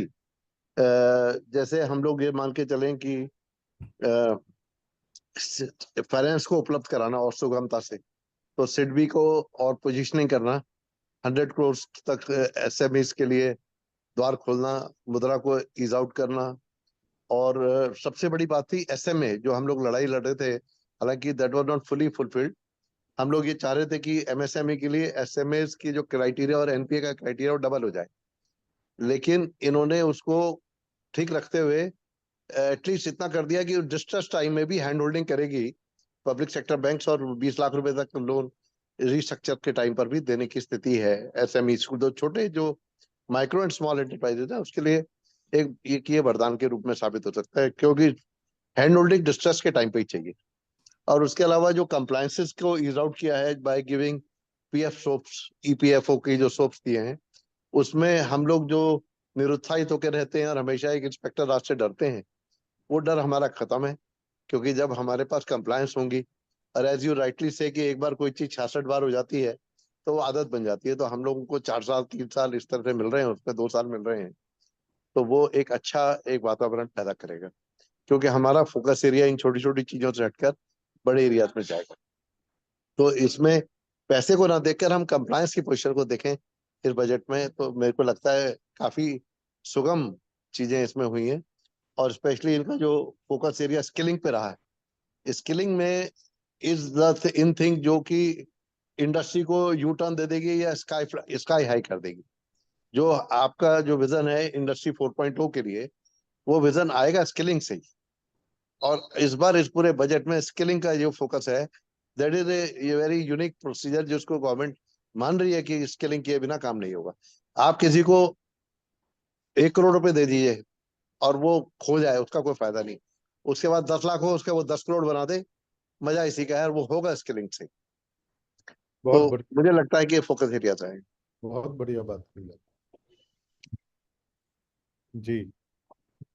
मैं समझता हूँ सभी ने अपने अपने पॉइंट्स रखे, और वर्मा जी, आई होप आपने वीके अग्रवाल जी और चतुर्वेदी जी के भी पॉइंट्स नोट किए होंगे।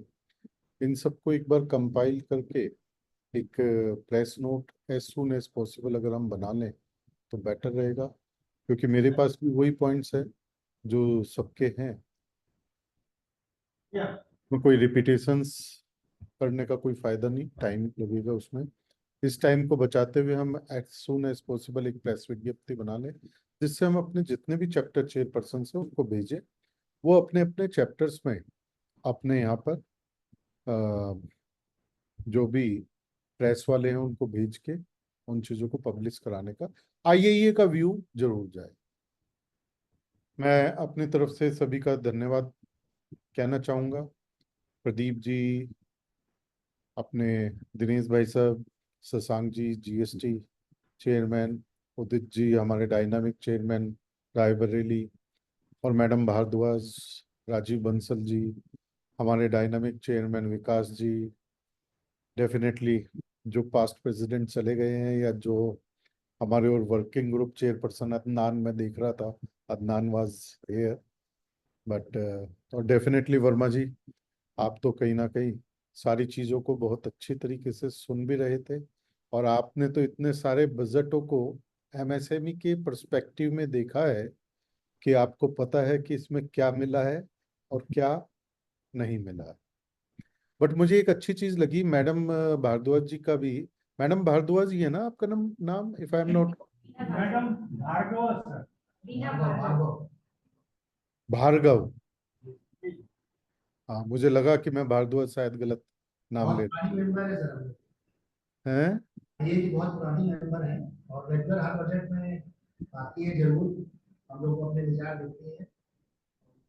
मैं चाहूंगा मैम, हम लोगों ने एक प्राइम कमेटी बनाई हुई है, उसका policy reformation and intervention for micro small and medium enterprises, क्योंकि आप लोग डायरेक्ट और इनडायरेक्ट टैक्सेशन में कहीं ना कहीं जुड़े हुए हैं। आपने बढ़िया तरीके से कहा कि पहले सेल टैक्स भी देखा, फिर वैट भी देखा, अब GST भी देख रहे हैं हम।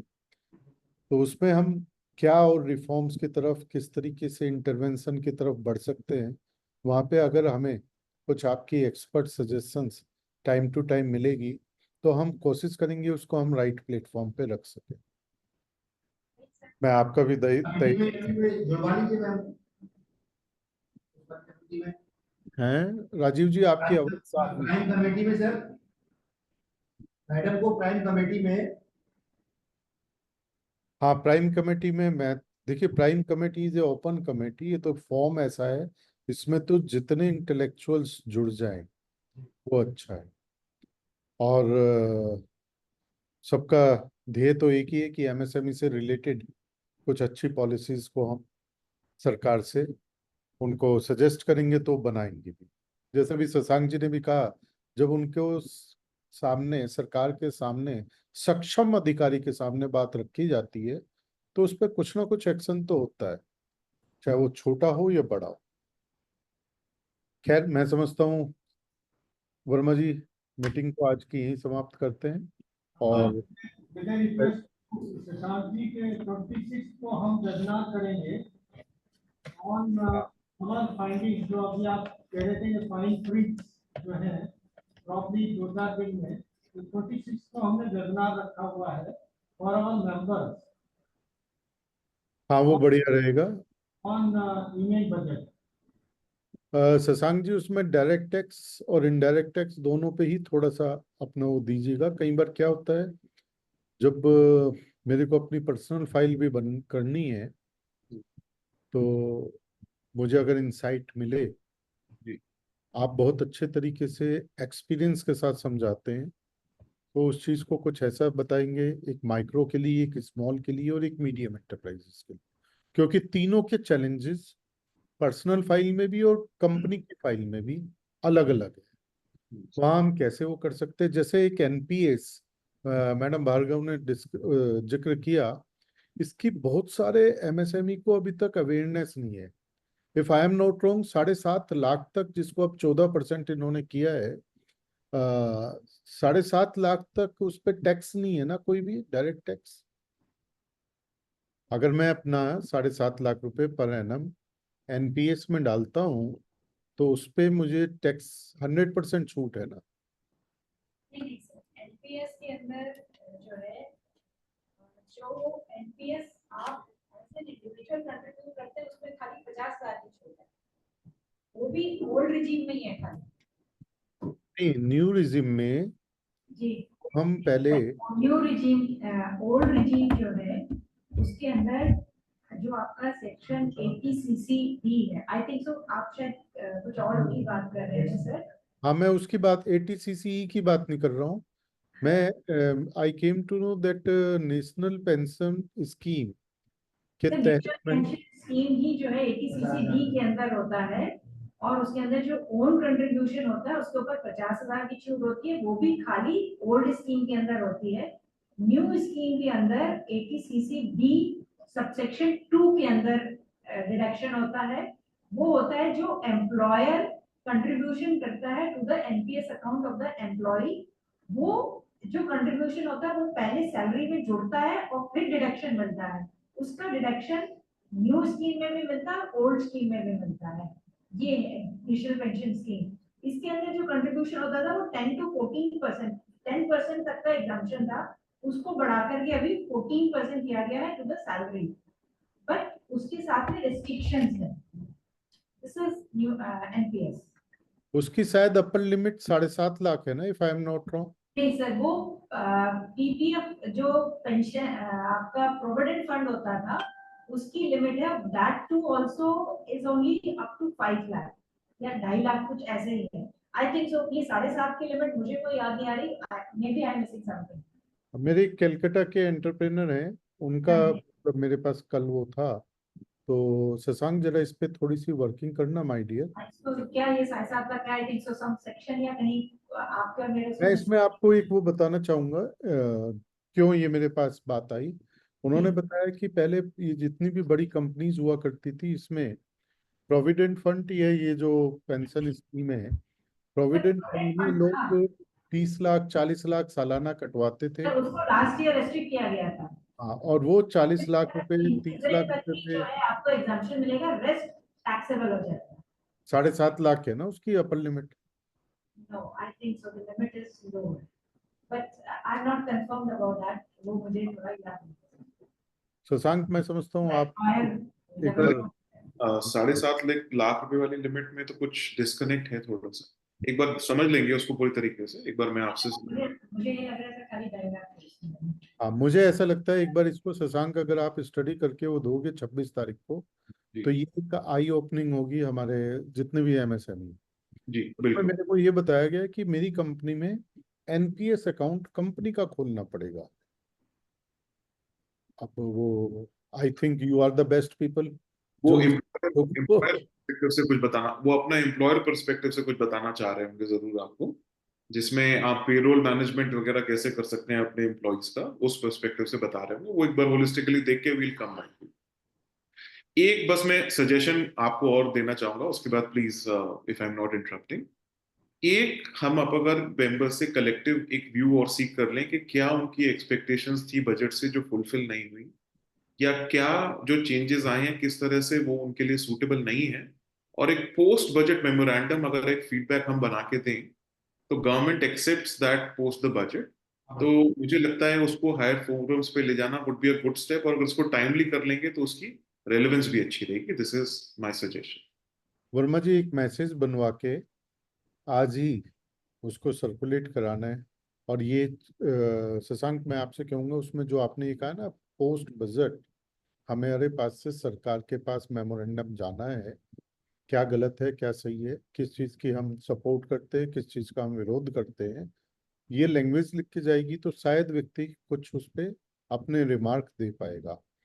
नहीं तो क्या होगा, सिंपली वो सोचेगा अब तो बजट हो गया, अब कुछ होना नहीं है। ये जो पोस्ट बजट वाली चीज है, कुछ कम लोगों को ही संज्ञान में। ठीक है ठीक है जी।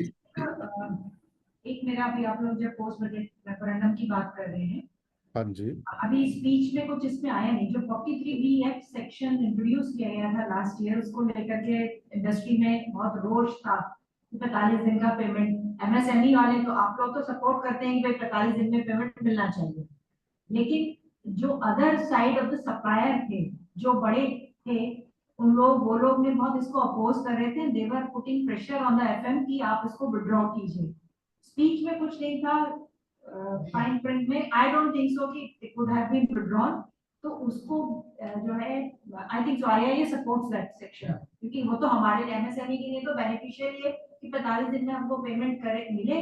दूसरा, अभी एमसीए ने, मिनिस्ट्री ऑफ कॉर्पोरेट अफेयर्स ने MSME 1 करके फॉर्म होता है, उन्होंने सब कंपनीज में अब कर दिया है कि आपको 6 महीने में जितनी MSMEs हैं उसका कितना पैसा आपने उसको 45 दिन के अंदर नहीं दिया है, स्पेसिफिकली आपको एक फॉर्म फाइल करना है।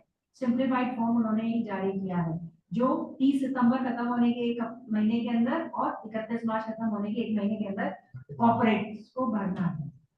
So that is a welcome step, और I don't think so कि 43BH को कोई ट्वीट किया है, ऐसा मुझे लगता नहीं, मेरे ख्याल से तो विड्रॉ नहीं करना चाहिए उनको, क्योंकि IIA को तो बिल्कुल नहीं सपोर्ट करना चाहिए सर, क्योंकि हमारे लिए तो बेनिफिशियल था वो। नहीं, हम तो तो बिल्कुल देखिए इसमें हो क्या है सर, मैं आपको बताती हूँ, I am seeing the other part of also ना, क्योंकि जो मेरे पास मेरे जो क्लाइंट्स हैं, वो उनको आकर के लोग ये बोल रहे हैं कि वो जो सप्लायर है, जो बायर है, वो हमसे कहता है मैं आपसे नहीं खरीदूंगा, आई बाय फ्रॉम समबडी एल्स, क्योंकि मैं आपको पेमेंट नहीं दूंगा। कितने दिन बचेगा वो, और कितने दिन वो किसी और से खरीदेगा या पेमेंट नहीं करेगा। बट ये, और ये मेनली गुजरात में, सूरत में जो कपड़े वाले हैं जिनके यहाँ 6 महीने का साइकिल था, उन लोगों ने इसको बहुत विरोध किया है। काफी वो PM लेवल तक गए हैं, पर आई थिंक सो उनकी सुनवाई तो नहीं, क्योंकि MSME के साथ गवर्नमेंट खड़ी है। गवर्नमेंट का एम्फेसाइज है कि उसको फैसिलिटेशन होना चाहिए, क्योंकि हमारी कैपिटल ब्लॉकेज होते हैं, हम लोग छोटे कैपिटल वाले लोग होते हैं, छोटी कैपिटल ब्लॉक होते ही हमारा तो पूरा सिस्टम, हम तो स्ट्रेस में चले जाते हैं, आगे हमारे पास धंधा करने के लिए पैसा नहीं है। हम तो मैडम रोज फेस करते हैं इन चीजों को। आप तो देखिए वक्तव्य में कह रहे हैं, हम तो उसको प्रैक्टिकली अनुभव करते हैं। जिसके पास भी पैसा फंस जाता है, दोनों साइड देखती हूँ। मतलब जिसके पास पैसा फंस जाता है, हमें पता है हम उसको कैसे निकालते हैं। राजीव बंसल, विकास खन्ना यहाँ पे दोनों बैठे हैं जी, प्रदीप जी, उदित बाबू। उदित जी तो प्रणाम करते रहते हैं उनको, सरकारी अधिकारियों को, कि भैया किसी तरह दे दो, समय पे दे दो पैसा। लेकिन वो उसके लिए नहीं अभी नहीं सर, वो एक्चुअली यही एक मिसअंडरस्टैंडिंग है। आप MSME एक्ट देखिए, वहाँ किसी को एक्सक्लूजन नहीं है। ये भी एक भ्रांति कहना चाहिए फैलाई गई थी कि PSUs को नहीं लगता है, गवर्नमेंट को नहीं लगता है। आप MSME एक्ट पढ़िए, उसमें किसी को एक्सक्लूजन नहीं है। Everybody has to follow this act. मैंने तो सब डिपार्टमेंट में लेटर दे दिया, चाहे वो रेलवेज हो, चाहे जहाँ भी हो, बिल्कुल एयरपोर्ट्स पे, सबको। या मेरी पेमेंट सर 45 डेज PSU में की करें। कैसे HAL है, वो बिल्कुल 45वें दिन आपको पेमेंट करता है ना। बस दिक्कत सबसे बड़ी ये है कि वो बाद में कहते हैं बिल बदल दो। क्या बदल दो? बिल चेंज कर दीजिए। मतलब लेकिन सर जो अच्छे हैं वो फॉलो कर रहे हैं।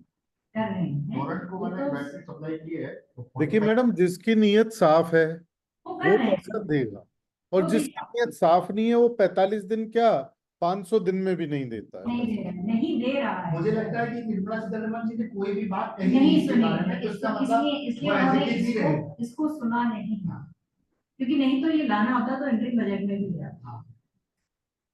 ऐसा लग रहा है। मैं समझता हूँ। आप सभी का धन्यवाद।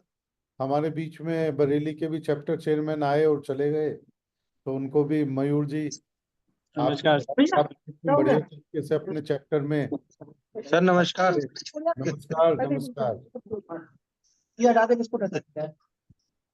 आप सब ने सीनियर वाइस प्रेसिडेंट के साथ मिलके अपने अपने चैप्टर में मीटिंग करी। हमारे प्रदीप जी अभी प्रेस कॉन्फ्रेंस करके आ ही रहे हैं।